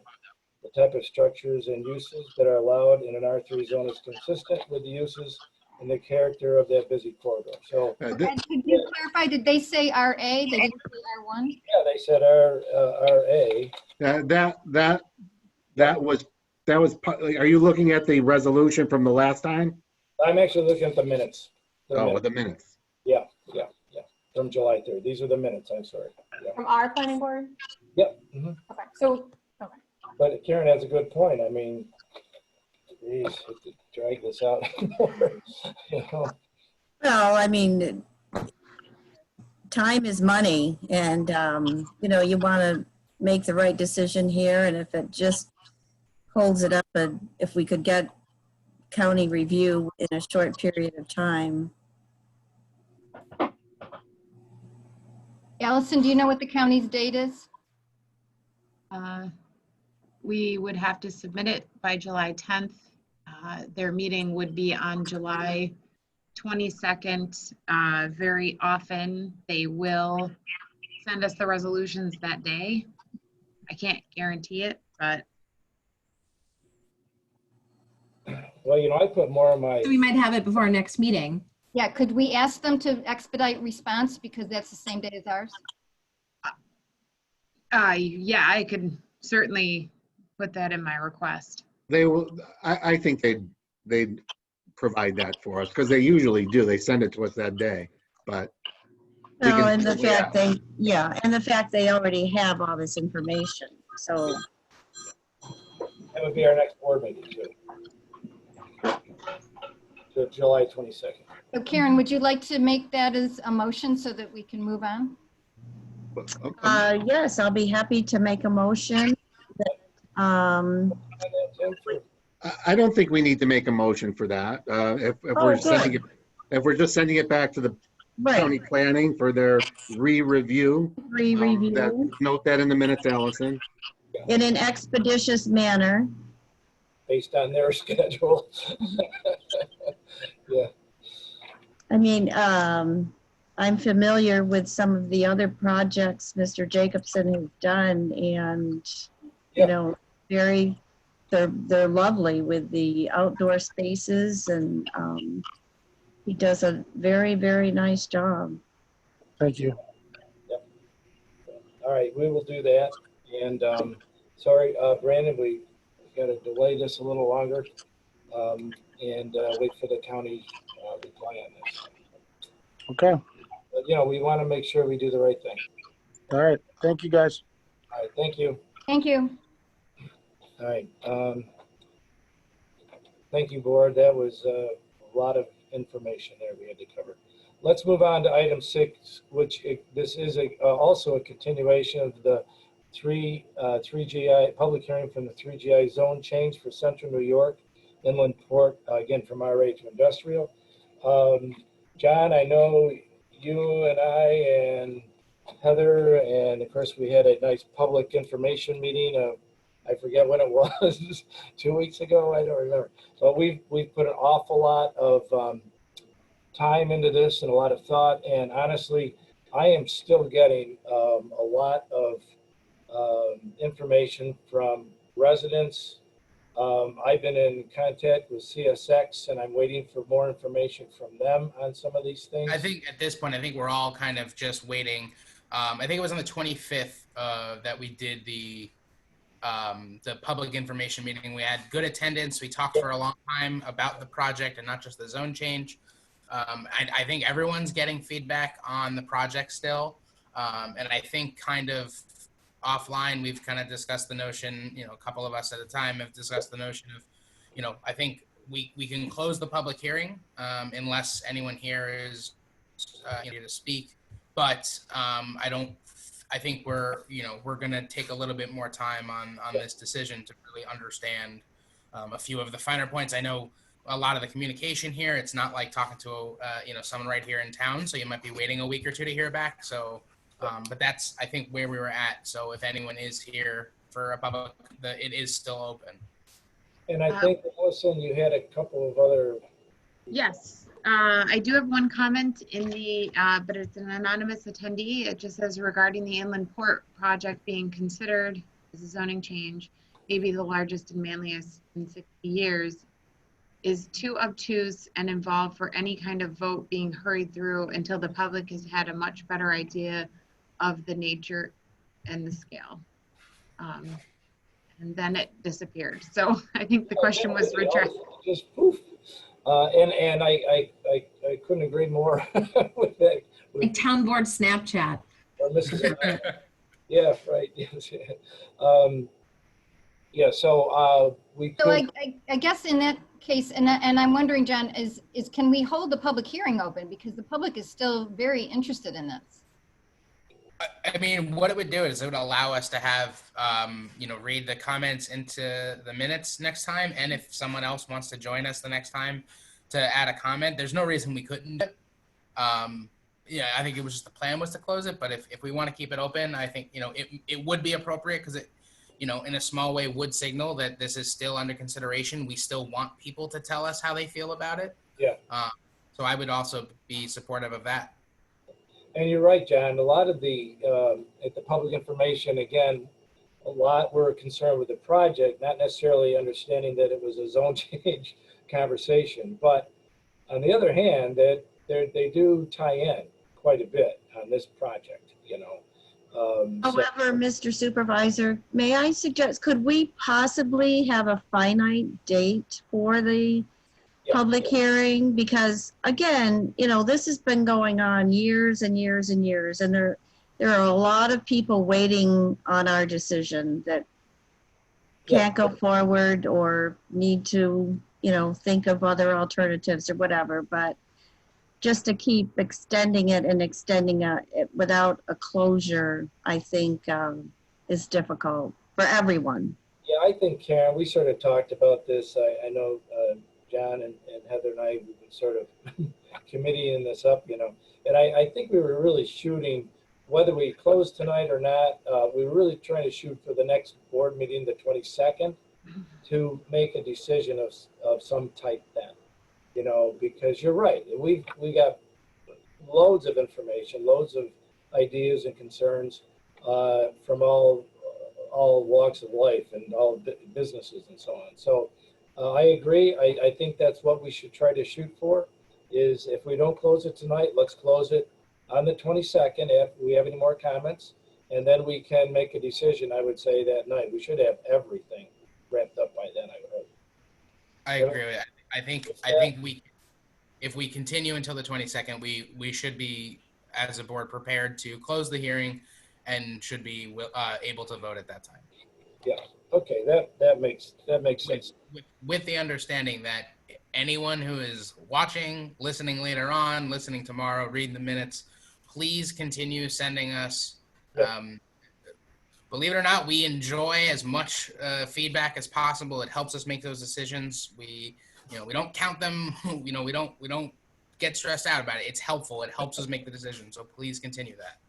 You're not clarify for I am. Could I just clarify too, and maybe our town clerk could explain how this works for the public too, and for me. But when, for example, I know that Chris Beck had comments for tonight that I submitted forward, and I know we had a number of other folks from logistical services and colleagues. And people on the project, how does a resident read all the comments? Do they go right into the minutes? How does a resident read anything? It really depends on, so there's pre-COVID, right? Everyone could come in and look at the file. And then there's what is happening now. We are currently exploring options of how to actually just send some examples out today of how we can take projects and list them on the website that would show residents' timelines, operating under the assumption that this virtual environment is going to continue forever. Should someone want to see, let's say, all of the comments that were submitted to me, we can scan the file in and send it to them. having been locked back down recently, we kind of got behind, but we do try to keep the document center of our webpage updated with all of that information. Some of the new solutions that I've proposed will actually kind of organize everything. So as of right now, if someone very much wants to see something like that, they would just go ahead and contact me, and we'll get the information directly to them. We do have a hand. So we would, if it looks like Garrett Malone has his hand up to ask a question. Is the public hearing still open? Yep. Okay. All right. Okay. Go ahead.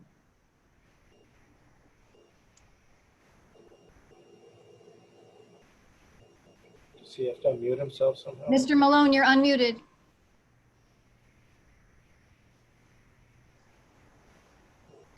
You're speaking, we can't hear you, unfortunately. You could chat something, put something in the Q&A if you needed to.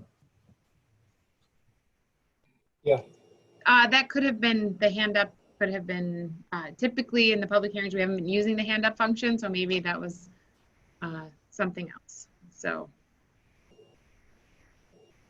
I do have one comment on Facebook.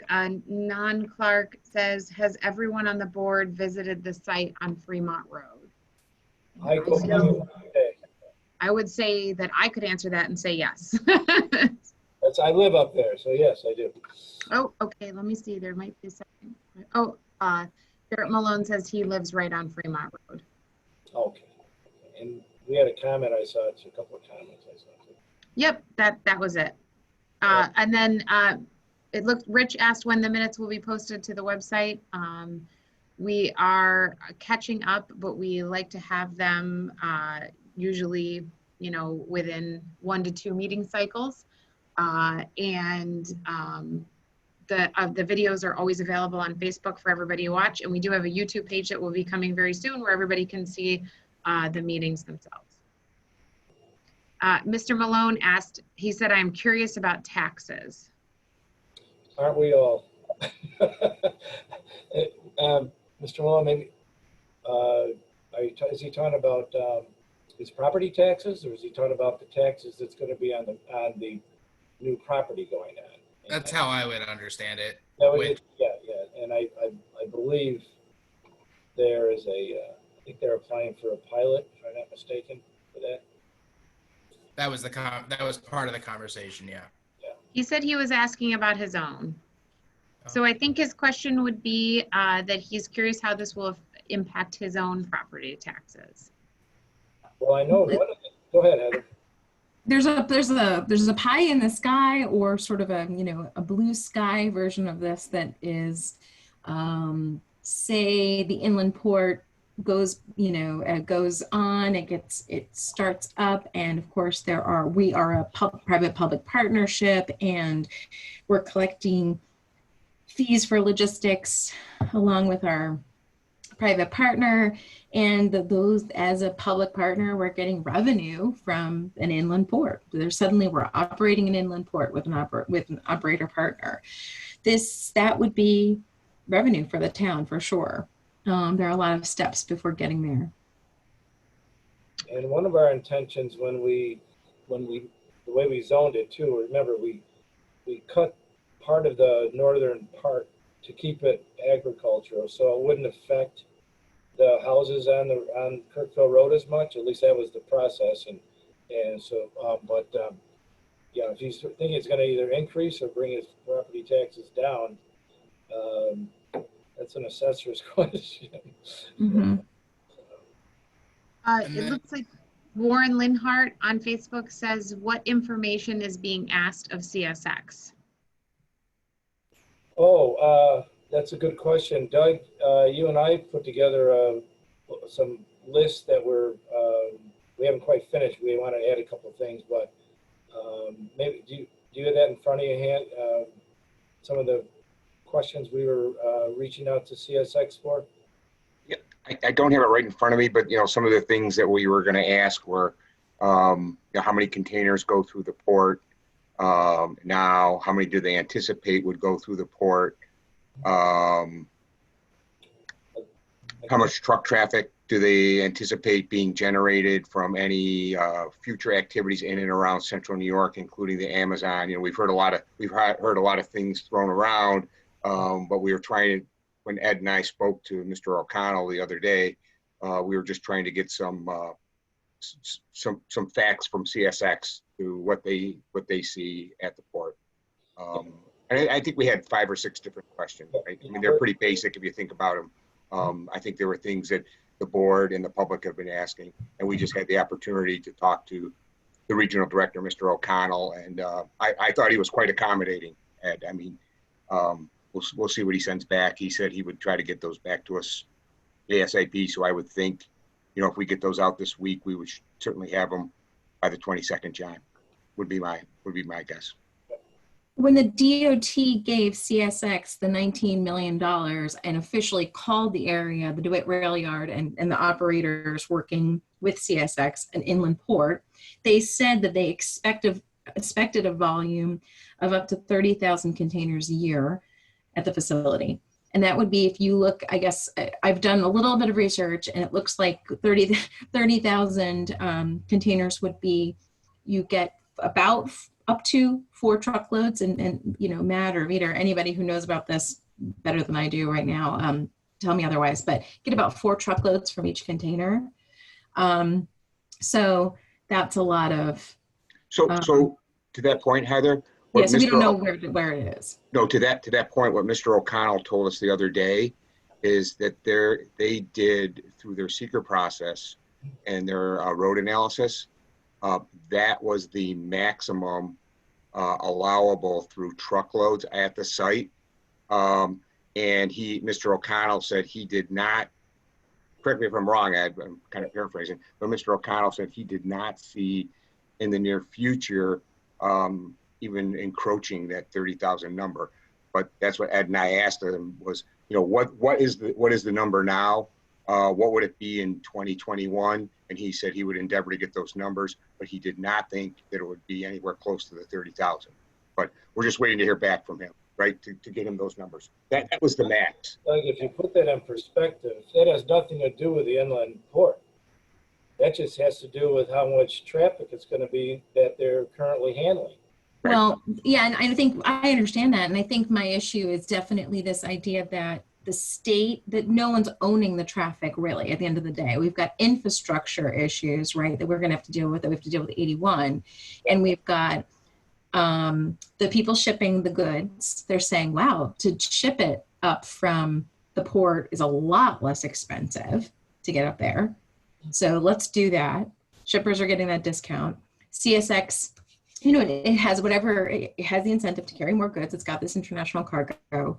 We have a warehouse strategy at the county level that provides both clay and Amazon and DeWitt with all this activity. And we also have a lot of external factors like COVID, plus the people updating their supply chain management depending on what's going on with trade war and COVID. And I am concerned, as a person who doesn't know anything about intermodal anything until just working on this project, but living in the world and seeing the world go through, people are going to want to avoid paying more, and will start adjusting their plans if they feel like it's they're not slowed down. So I don't know, I am concerned that no one's really owning the traffic because it's not a, I think as another colleague has said once before, like no one's going to pay for a study to tell them that it's a problem that someone has to pay for, right? So I mean, what I think is it's difficult to look at this, and so that's one of the things that I just don't want to forget. We've learned that. We also have learned how AI and the digital nature of things and mapping, the concept of people moving these things is different. The $19 million that CSX got, and the government said, the New York State government said, that's great, it's an inland port. Those were cranes. Right. Right, so those were cranes. Those were not anything to keep trucks from idling, to tell trucks when they need to go or stay. So we have logistics services and companies that want to weigh in, and we have this this applicant that's saying we have land right there and we have a solution for it. So I just think that the politics of this are as important as anything else, and we've been trying to navigate them, and we've had good information. But it's as a brand new elected, it has been so hard to sift out what are the obstacles and the barriers and the incentives and the agendas here on all sides. And I don't think people have malintent, but it's hard. And so I have no doubt that the residents are like, well, what's the answer here? So I just want people to be confident in knowing that we are wrestling this thinking about how to be ethical, critical, engaged, trying to have vision, but also not denying practicality. But this is one of the reasons why this is so tough. So we do need to move forward, I understand. So for tonight especially, but I just wanted to share all that. So Mr. Malone believes that he has enabled the function of the microphone. Hold on one second. Okay. Mr. Malone, are you there? Yes, I think Yes, we hear you. This is Zoom is new to me. Okay, so just identify yourself and where you live, and then we'll I go live, from there. Randy knows where I live. I put a garage up last year, and he came over and did the inspection for me. So I live at 6345 on Fremont Road. Okay, so the property is directly behind me. Right. So I'm curious about a few things. Are they going to keep some kind of barrier between the back of my property and where the rail yard will be? Okay, because there's already a lot of noise from the rail yard now that we can hear up here from them decoupling the trains and putting them on the trailers. And so, and I work for Carrier and I work in the Marine Division. So I spend a lot of time at ports, not inland ports, but ports. So there's not just ships, but there is a lot of truck traffic that comes out of there. So realizing that's, one thing that haven't seen here in my 20 years is DOT inspections. And most of these guys are owner operators. And from my house down to where they come out at the stoplight is quarter mile, maybe. And when they come to the light here, the first thing they do is hit the Jake brake. Yeah. So it's, it's very, very noisy there. And I realize the reason for the Jake brake is intermodal trailers don't get as much maintenance as an over the road trailer because they're on the trains most of the time. So that fact, and the taxes deal was mine, of course, and I caught the tail end of that because when I turned the microphone on, the app quit and I had to restart it again. That's the question. Smiling and nodding. Yeah, I've talked to my neighbors and they're kind of in the same way, and I realized that they left the property in the corner that I think the Centauros still own. They kind of left that as a wetland that would create a barrier between the houses and Kirkville Road. So I just want to know if there's one of the key questions, is there going to be a barrier between Fremont Road and that property where the proposed inland port will be? Yeah. Just for, it's not something I want to see. I know they've already put cranes up out back, unless they've already had them down off Gurdian Road towards the back. Yeah, Mr. Malone, they got a grant from the state to do that last year, and they came and presented that to us. A few of us, many of the new board members weren't at that, but Sarah was there and I was there. Tim was there, Doug was there, Randy was there, and this was one of those things where they were building these cranes, as you alluded to, Heather. And they were just letting us know that we could handle the truck traffic. This was nothing to do with the inland port at all. This is just what they were telling us that they were going to do because they got this $19 million to build it. My concern, because I live right in Manoa, so my concern, of course, coming on from North Central and Fremont, has always been the traffic there. And they said, oh, no, there's not a traffic issue. And anyway, so long and short of it is that decision was already made. So the truck traffic, that 30,000 containers that we're talking about, was based on a year ago when they were going to put these trains in, based with that grant money. Had nothing to do with Mr. Beck's proposal at all.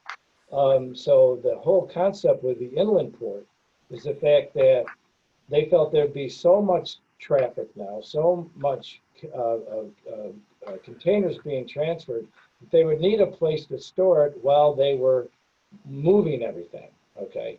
So the inland port has really nothing to do with the traffic because it's going to be there. The questions you had regarding barriers and such, that would be, if we approve the zone change, that would of course then go to the planning board, and that would be their side of the handling those concerns.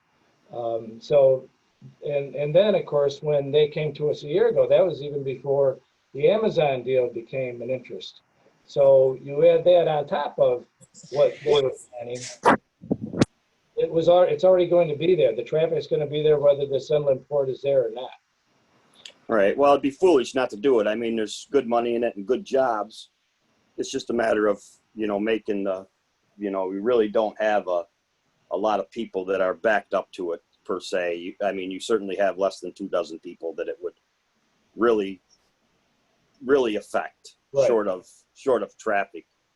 Anyways, but I mean, those are my questions. And if it comes down to the planning board, then I'll just try to attend the planning boards to see about that.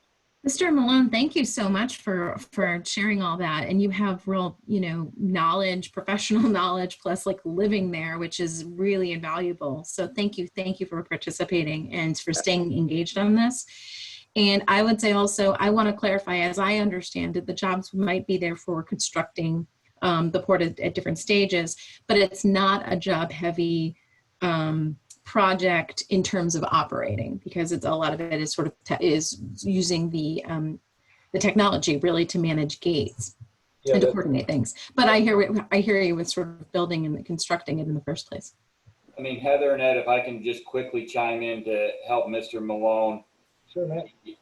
The initial phases and even the future phases, when you look at the layout plan, the initial phase is behind the self-storage unit. So it's quite a ways off of Fremont Road. And frankly, even the future development pieces are extending to the north from there, again, and then staying back from Kirkville Road. So there is a significant buffer for this program away from Fremont Road, probably in excess of, I'm just looking at the plan as I turn my head, of 500 to 800 feet off of Fremont Road. So there's going to be a significant buffer, and that is a heavily treed buffer today that will not be impacted. So I think you'll be in good shape for this particular use that we're proposing. Okay, that's good news. I appreciate that. That's a good deal, because I think it's probably 400 feet from the back of the road to my property. So if they do 5 to 8, I mean, 100 feet would be a good tree line blockage for sure. Yeah. Certainly. I think those maps are available, right, Matt, or Allison? Those are available for view, so Mr. Malone can actually see how it's laid over the property. Yes. And you'll be able to see as Matt explained, the distance between the homes and the roads and all that type of thing. Okay, well, I'll take a look at the maps again. I know I looked at them once before. The proposed three pieces there, the three pieces at 75 acres or so. That's correct. So, yeah. Okay. Well, I appreciate you taking time to listen to me. Thank you. Thank you.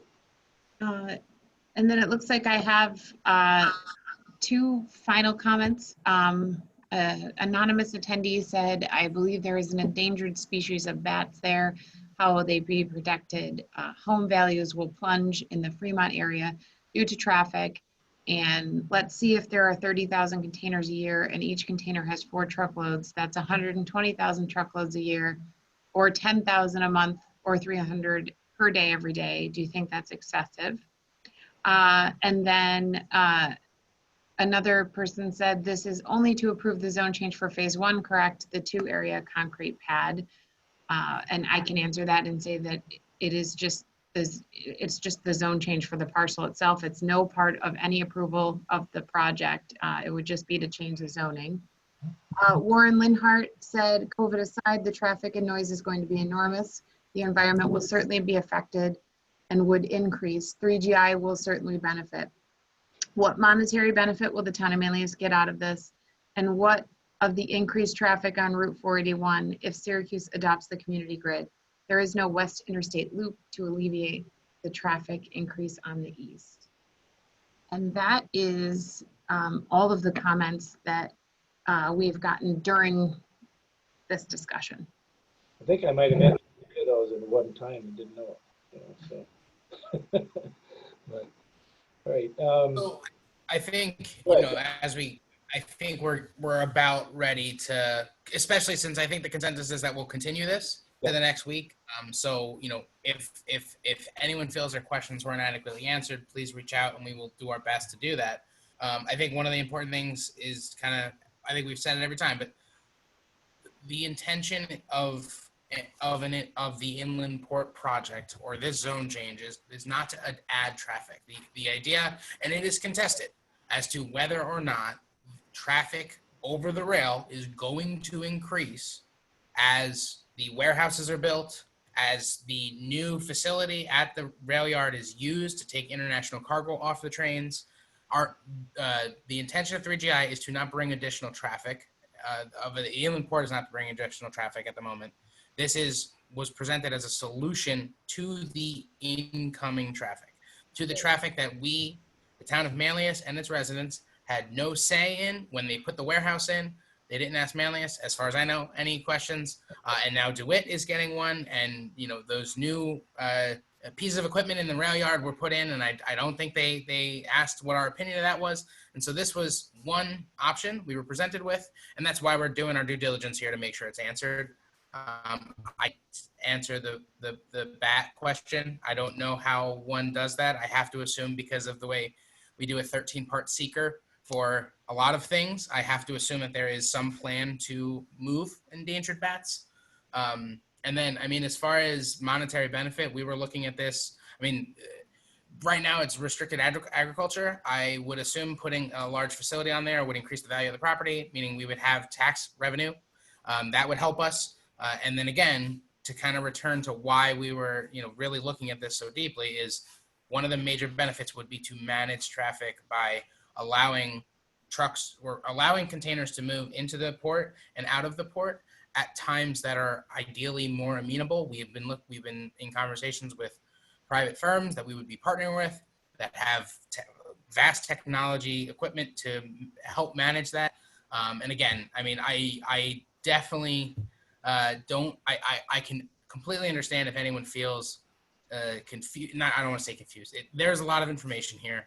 There are no answers. There's no truth. It is everybody who is weighing in on this has something to gain or to lose. And so our job as the town board is to hear all of that, keep the best interests of the residents at heart, and make a decision and move forward. And so, I think I am ready to continue the public hearing at the 22nd and move on to the next agenda item. If anyone else would like to say something. Nice transition, John. I like the way you did that. That was perfect. Okay, so why don't we, again, we'll keep it open and we'll move on to item 7, another continued public hearing on the proposed local law delegating special permits to planning board.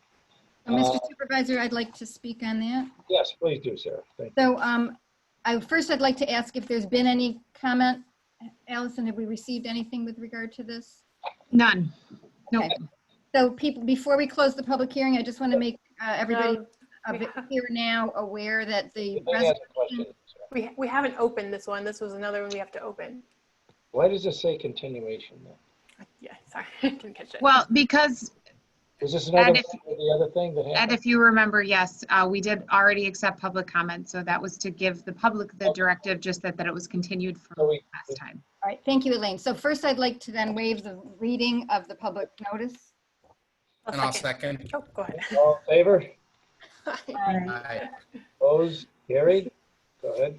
And I'd like to make a motion to open the public hearing on the matter of replacing special use permit law. Oh, I'll second. Okay, all in favor? Aye. Aye. Opposed? Carried. All right, and again, you can ask those questions again, Sarah. Do we have any other comments, or do we have any now, I guess? Yeah, so I'd just like to say what the nature of this is to delegate responsibility for special permit to the planning board. Currently, an applicant who needs a special permit has to come to the town board, the planning board, and the town board. And we are trying to streamline that process to make it less time consuming for the applicant and more, a more contiguous application to the planning board so that they can make a judgment on whether a special use permit is appropriate to a particular property. So that is what is at discussion here. And if anyone from the public would like to speak to that, we would welcome your comment. So I did just want to say, while we're in the public hearing, I think I really like this idea, because I think as we've all kind of, we're on the other side of 6 months now, so we really can't say we're too new. But I do think there, definitely, and from people being more engaged now, there's a lot of questions as to why our meetings take 3 hours and why it seems things are on the agenda, so many times. And I think what I like about this proposal is it will allow us to it'll allow the town board more time to spend time on the things that need the time, as opposed to, essentially doing paperwork. So, I know I can say I'm greatly in favor of this. I think this is exactly the type of smart changes we can be making to processes. And I'm very happy to see this on the agenda. And John, I think on top of that, let's see how it goes. Let's see how this new process works. And if it proves to do what we're hoping it would do, Sarah, then there's no reason to change it. So I agree with you and Sarah on cutting out extra steps to move our meetings along a little faster. And Sarah, oh, sorry, go ahead. Go ahead, Karen. The planning board is 100% on board with it and has reviewed this proposal. The planning board, yeah, good. Yeah, Sarah, there's absolutely strong support from the planning board, Karen. Joe Lupia is really excited to see this move forward, because just like John said, he thinks it'll expedite things. Thank you, Doug. Yep.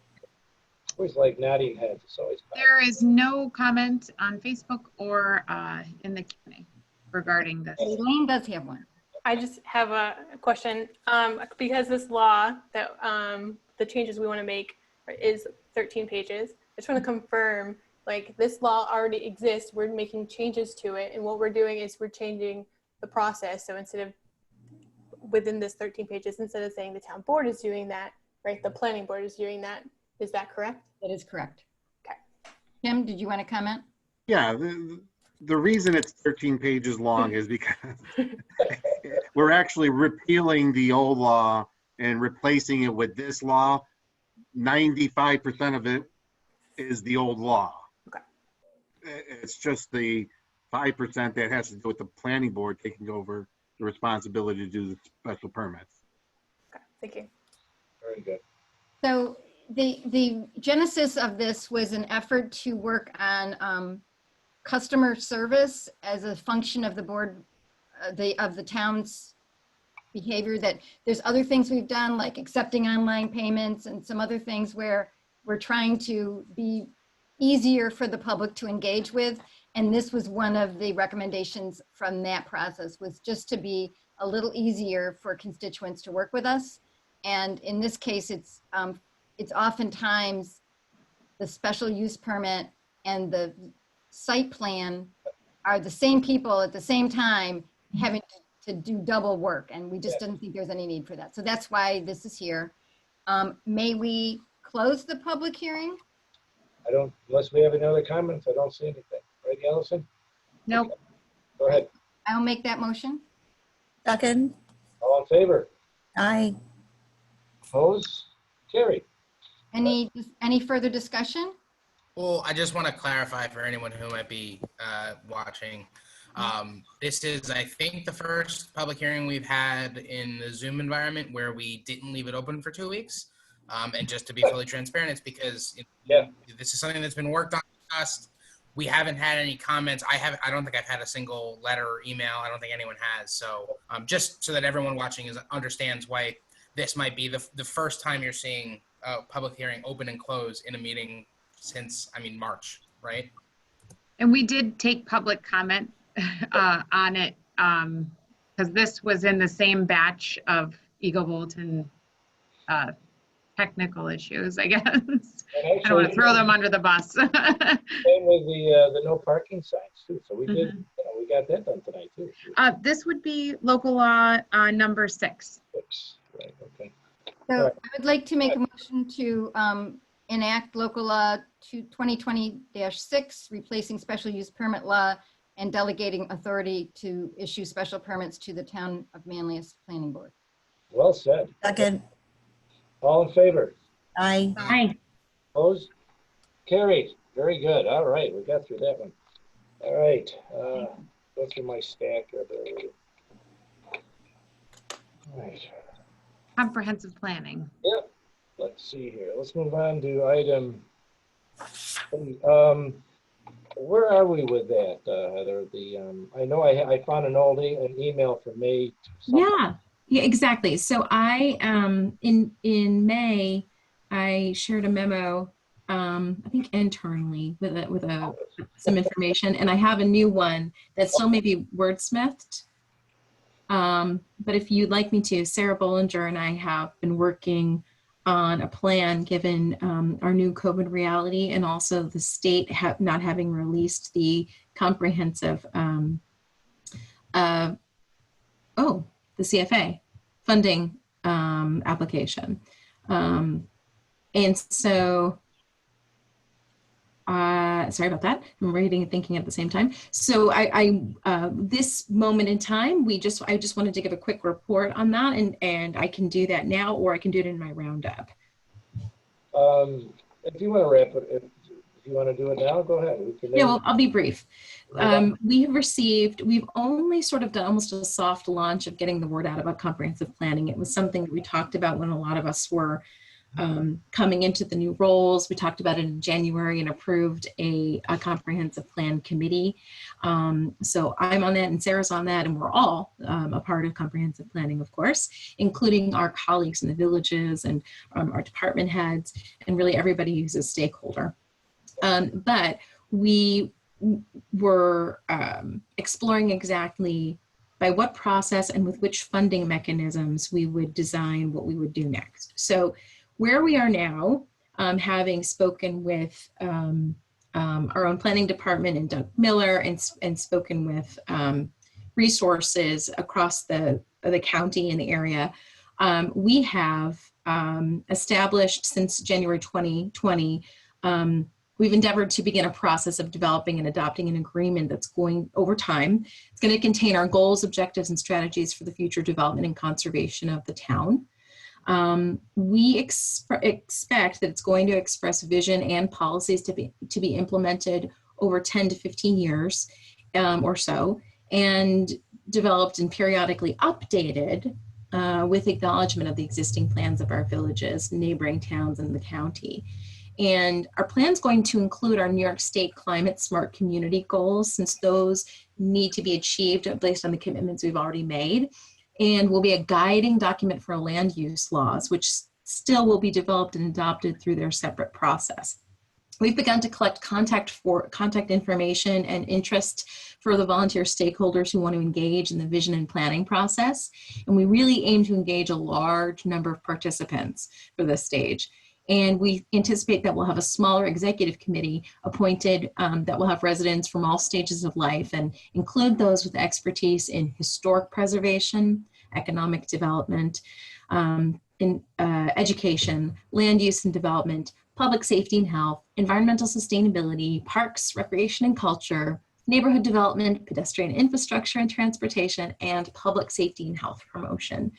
And we're proposing a timeline of sort of almost a listening and learning phase from July 2020 now through May 2021.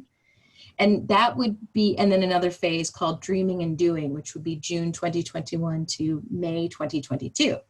So in the first phase, the listening and learning phase, we develop an RFP for a planning partner agency or consultancy, and that could be the counties, that could be a private consultant, it could be an individual, people who will help us, and we'd be seeking input on the scope of work for that from the group of residents who've expressed interest in the comprehensive planning process already through the town's website, the Eagle Bulletin, and nextdoor.com.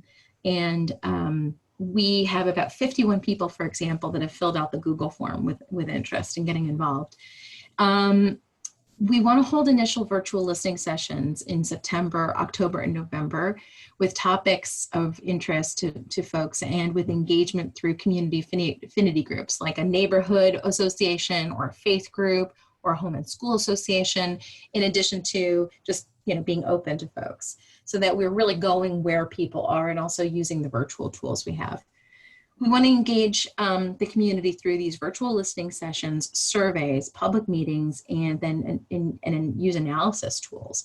And we're going to apply for support from the New York State consolidated funding application, which has been delayed in its release due to COVID, and to help fund continued public engagement, to inventory the things we've already done and utilize all the relevant work and studies that are available to us and communicate findings to the community. And then the second portion, we will have the vision statement and goals, the strategies, actions, policies, and programs to be implemented.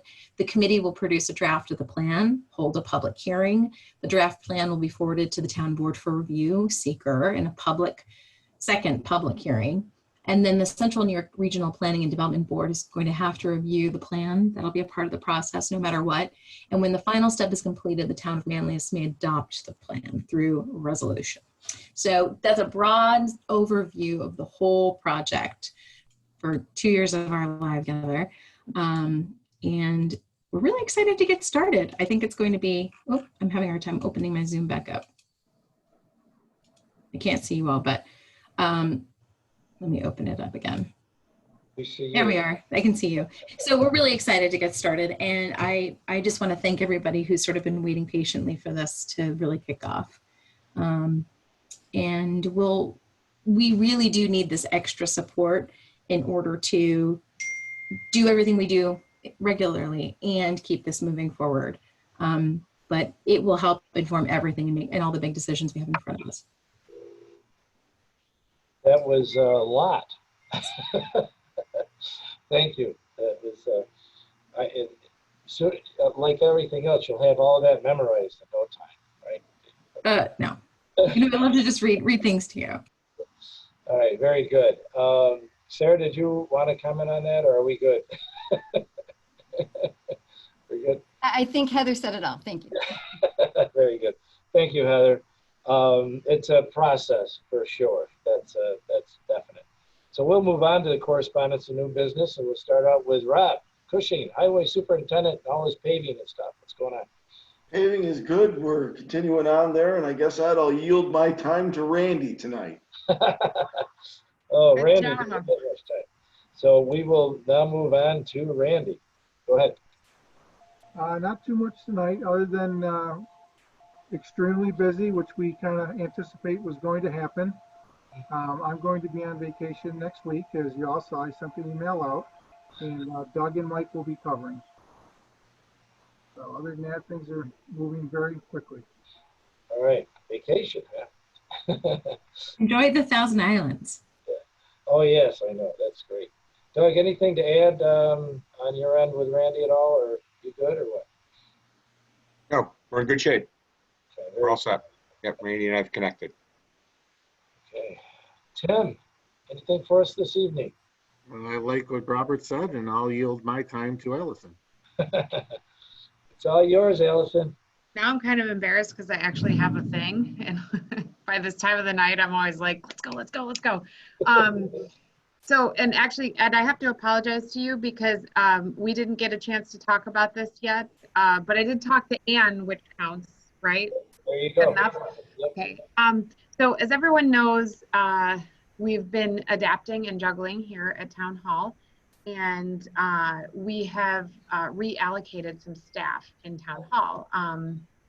And Tina has come up from Recreation, and that sort of happened very quickly, and we found that Tina was, and I'm sure Randy can, my little office mate here, can echo those sentiments, but Tina's been a really good fit for our department. And it has, you know, you guys have all been in my office and seen the volume of work that comes through our office because we're combined with planning and development, and the phones never stop, ever. And so I would like to, in a more permanent fashion, give Tina a deputy clerk designation. This will allow her to perform some more functions. Right now, I'm the only one doing marriage licenses, and I would like to be able to turn that over to her. We spent some time training her on that, so she'd be able to transition to that pretty quickly. And I reviewed it with Tim. The town supervisor and the town clerk are kind of the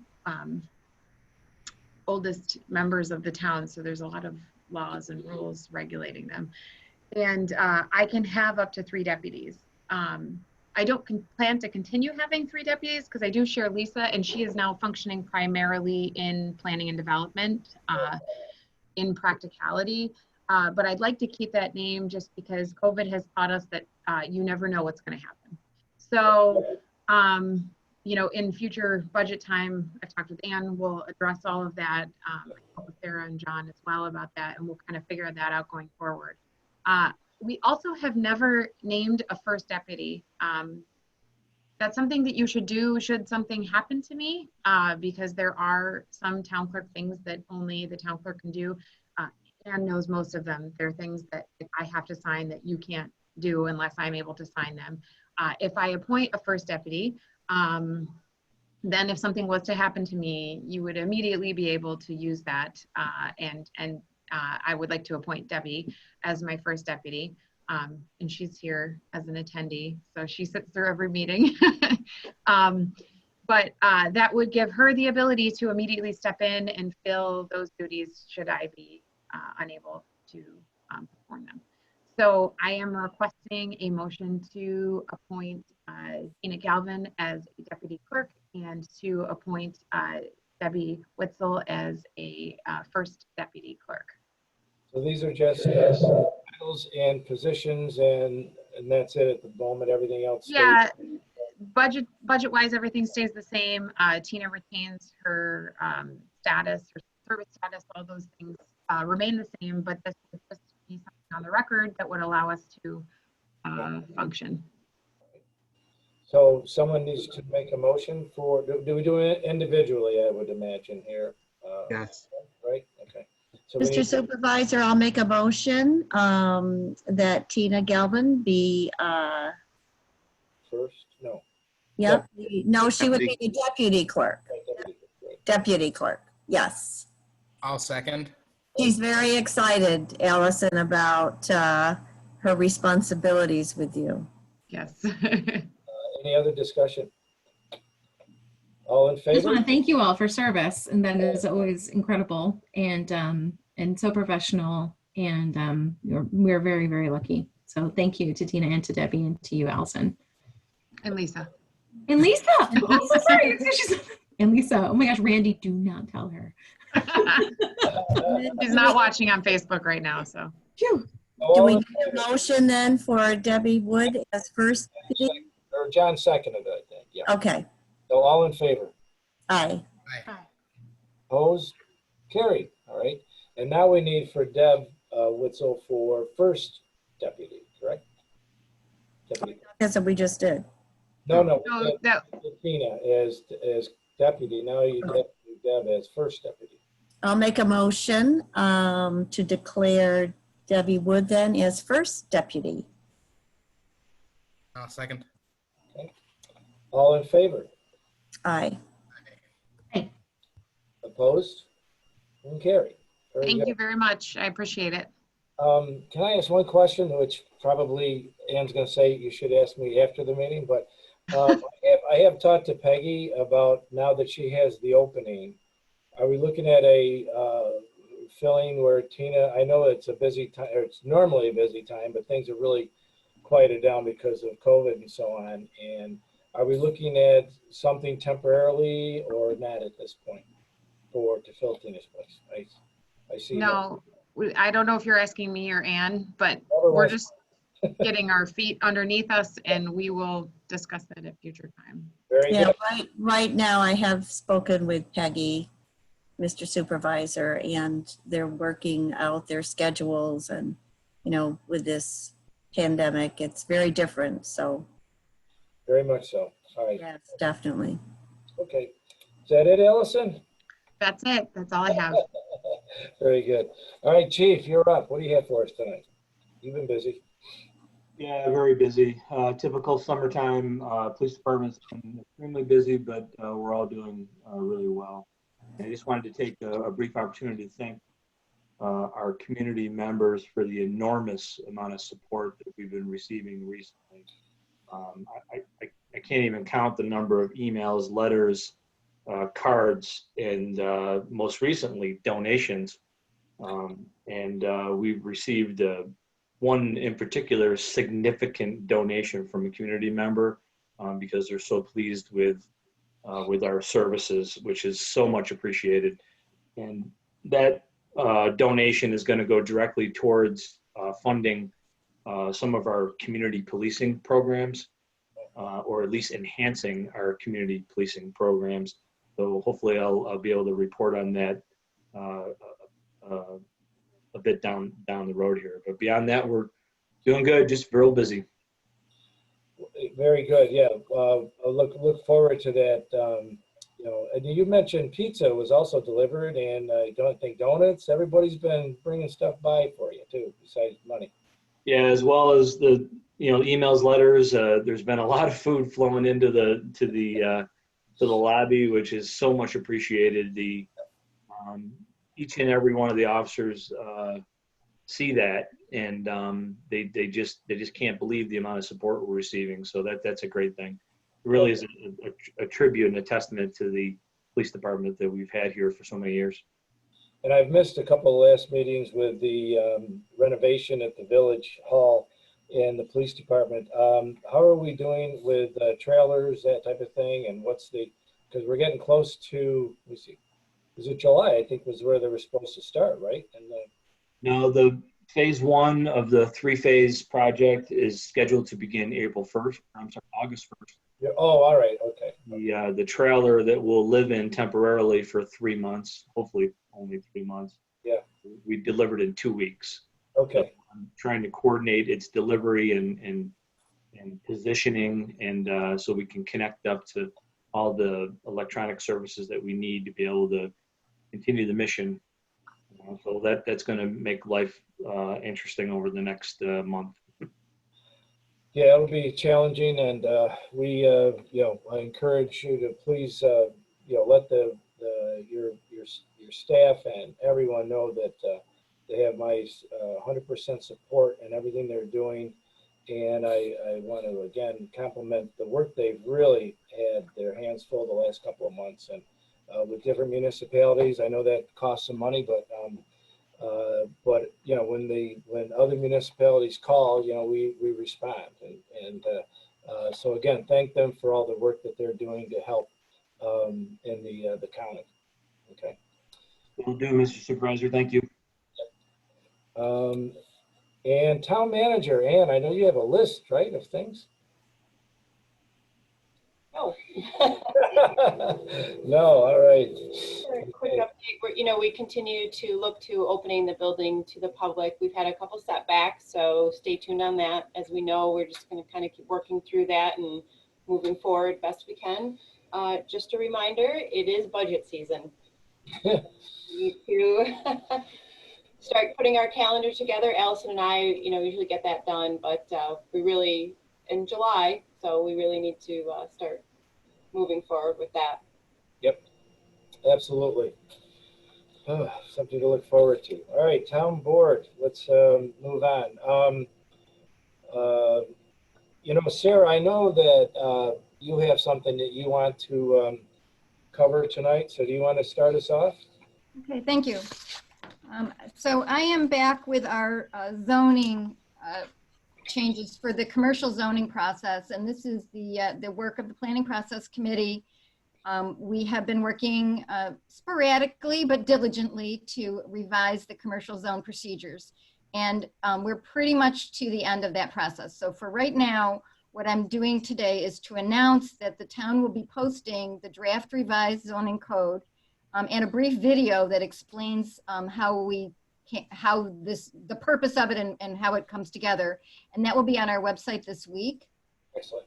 And then we will implement outreach. So we're going to send that link and information through Facebook with the Chamber of Commerce, with some builder groups and developers. So we really want to get the word out to the kind of people who care about commercial zoning and get their input. And then we're going to have a public information meeting on July 22nd where people can share comments or suggestions of how those codes may miss something or may make something no longer permitted that they are doing now or something along those lines. So we just really want to hear from the public to be sure that we haven't accidentally hurt some property because we just weren't aware of something. So that's going to be on the 22nd at 5 before the board meeting. And we welcome, and it'll be a Zoom meeting. So the directions for how to sign up for that will be on the website along with the law or with the draft zoning code. Then after the input is received, our attorneys will write up the actual law to be voted on, which will be more than 13 pages, I'm sorry to say. And then that will be posted on the website and will be submitted to the Onondaga County Planning Board for their review. And then at our meeting on August 12th, we'll set the date for the public hearing. So that's the schedule of this input process over the course of the summer. And we really do want to hear from, and Randy, if you know people that you just know, are often builders in the community, maybe not this year, but in the past, please make sure that they kind of get a chance to look at this and make any comment. Sarah, you'll send an outline of what you just read off to us, to the board. Yes. So they'll have a Yeah, and you too, if you know people that may be interested in commenting on the zone, they might be from another municipality, but they would have ideas of how things could be phrased or summarized. We'd love to hear from anybody. Perfect. All right. Nice work on that. I know it's been over a year you guys been working on it. So thank you. Very good. All set then, Sarah? Okay. Karen, let's see what you have up next. No, I'm all set, Ed. Thank you. Okay, very good. Caitlin? I'm all set, Ed. Thank you. Excellent. Okay. Elaine, I'm going around the room as I remember it, like we're in the boardroom, Elaine. Thank you. So I'm just getting more details together to create the Public Safety Advisory Committee. And I will have more details at our next meeting on July 22nd to formalize creating this committee. Residents have already been contacting us, letting us know they're interested in being considered, which is great. And I know the district attorney's office is also working on this, which is the executive order from Governor Cuomo. And I look forward to hearing more about their work group as we create our own. And if anybody is interested in this committee, please feel free to let me know. And when we're ready, I'll directly make sure that you know the process once we figure that out. Okay? Thank you.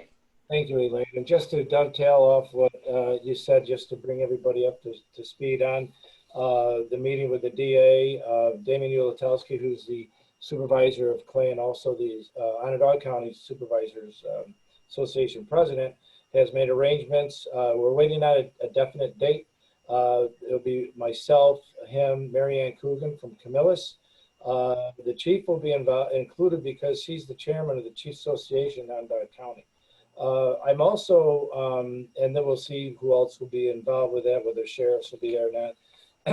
Another thing that another organization I'll be reaching out to, of course, is the DCJS, the Division of Criminal Justice Services, because in the executive order, it does say that in coordination with the resources of them, so since I meet with them on a quarterly basis for the New York State accreditation, I have some contact people, and I'll find out exactly what they're doing as well, and what they're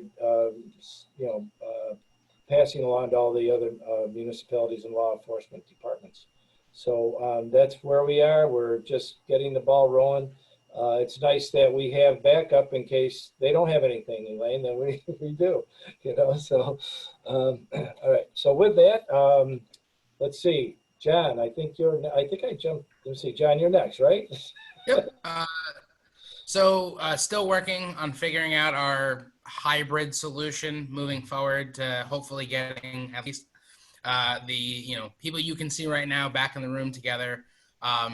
Still waiting on some pricing from Garum Group on that, and we're going to talk about all the different possibilities. But that's definitely a high priority right now because I think we're all ready to see each other at least. Yes. But that being said, we're gonna be careful. We don't want to move too quickly. And I think the biggest thing here is, from where I'm looking at this, is we don't want to lose, with the pandemic and moving to Zoom and everything, we lost a lot by not being able to be together, but we gained a lot in new platforms, more accessibility. And so the goal here is to transition back and get all the things we lost back, but not lose any of the new capabilities that we've gained. So really looking forward to that, but I do apologize that it's taking a little longer than we would have. No, John, you're on it, and I know you're going to make it happen, so thank you for that. Heather, anything else you want to add tonight? Oh, thank you. Yeah, I saved you to last. I only have one thing tonight, and then we'll be closing out. A little celebration, little successes. I'd like to at least bring them up to attention. We received a letter from PERMA, of course, who handles our claims performance for workers' comp, and they sent a letter congratulating us. In last year's completed calendar year, we filed all our claims on a timely manner within 10 days of injury. And behalf of the member department services, we thank you for your dedication to filing all workers' compensation claims in a timely fashion, as on claims submission aids in controlling the cost of an injury. We have a nice little plaque or a little certificate that we'll also be posting. But I really want to thank our town manager, who makes sure all of these things get done and happen. So Thank you, Ann. thank you for all of that very much. So Do you mean just the PERMA things, or you mean everything, right? Well, everything. Everything, Allison, everything, and you too. Shout out in there. All right, and that's it. That's all I have. So if we have a motion to close. I'll make a motion to close the meeting. I'll second it. All in favor? Aye. Aye. Opposed? Carried. Thank you, everybody. Great job tonight. Thank you. Good night.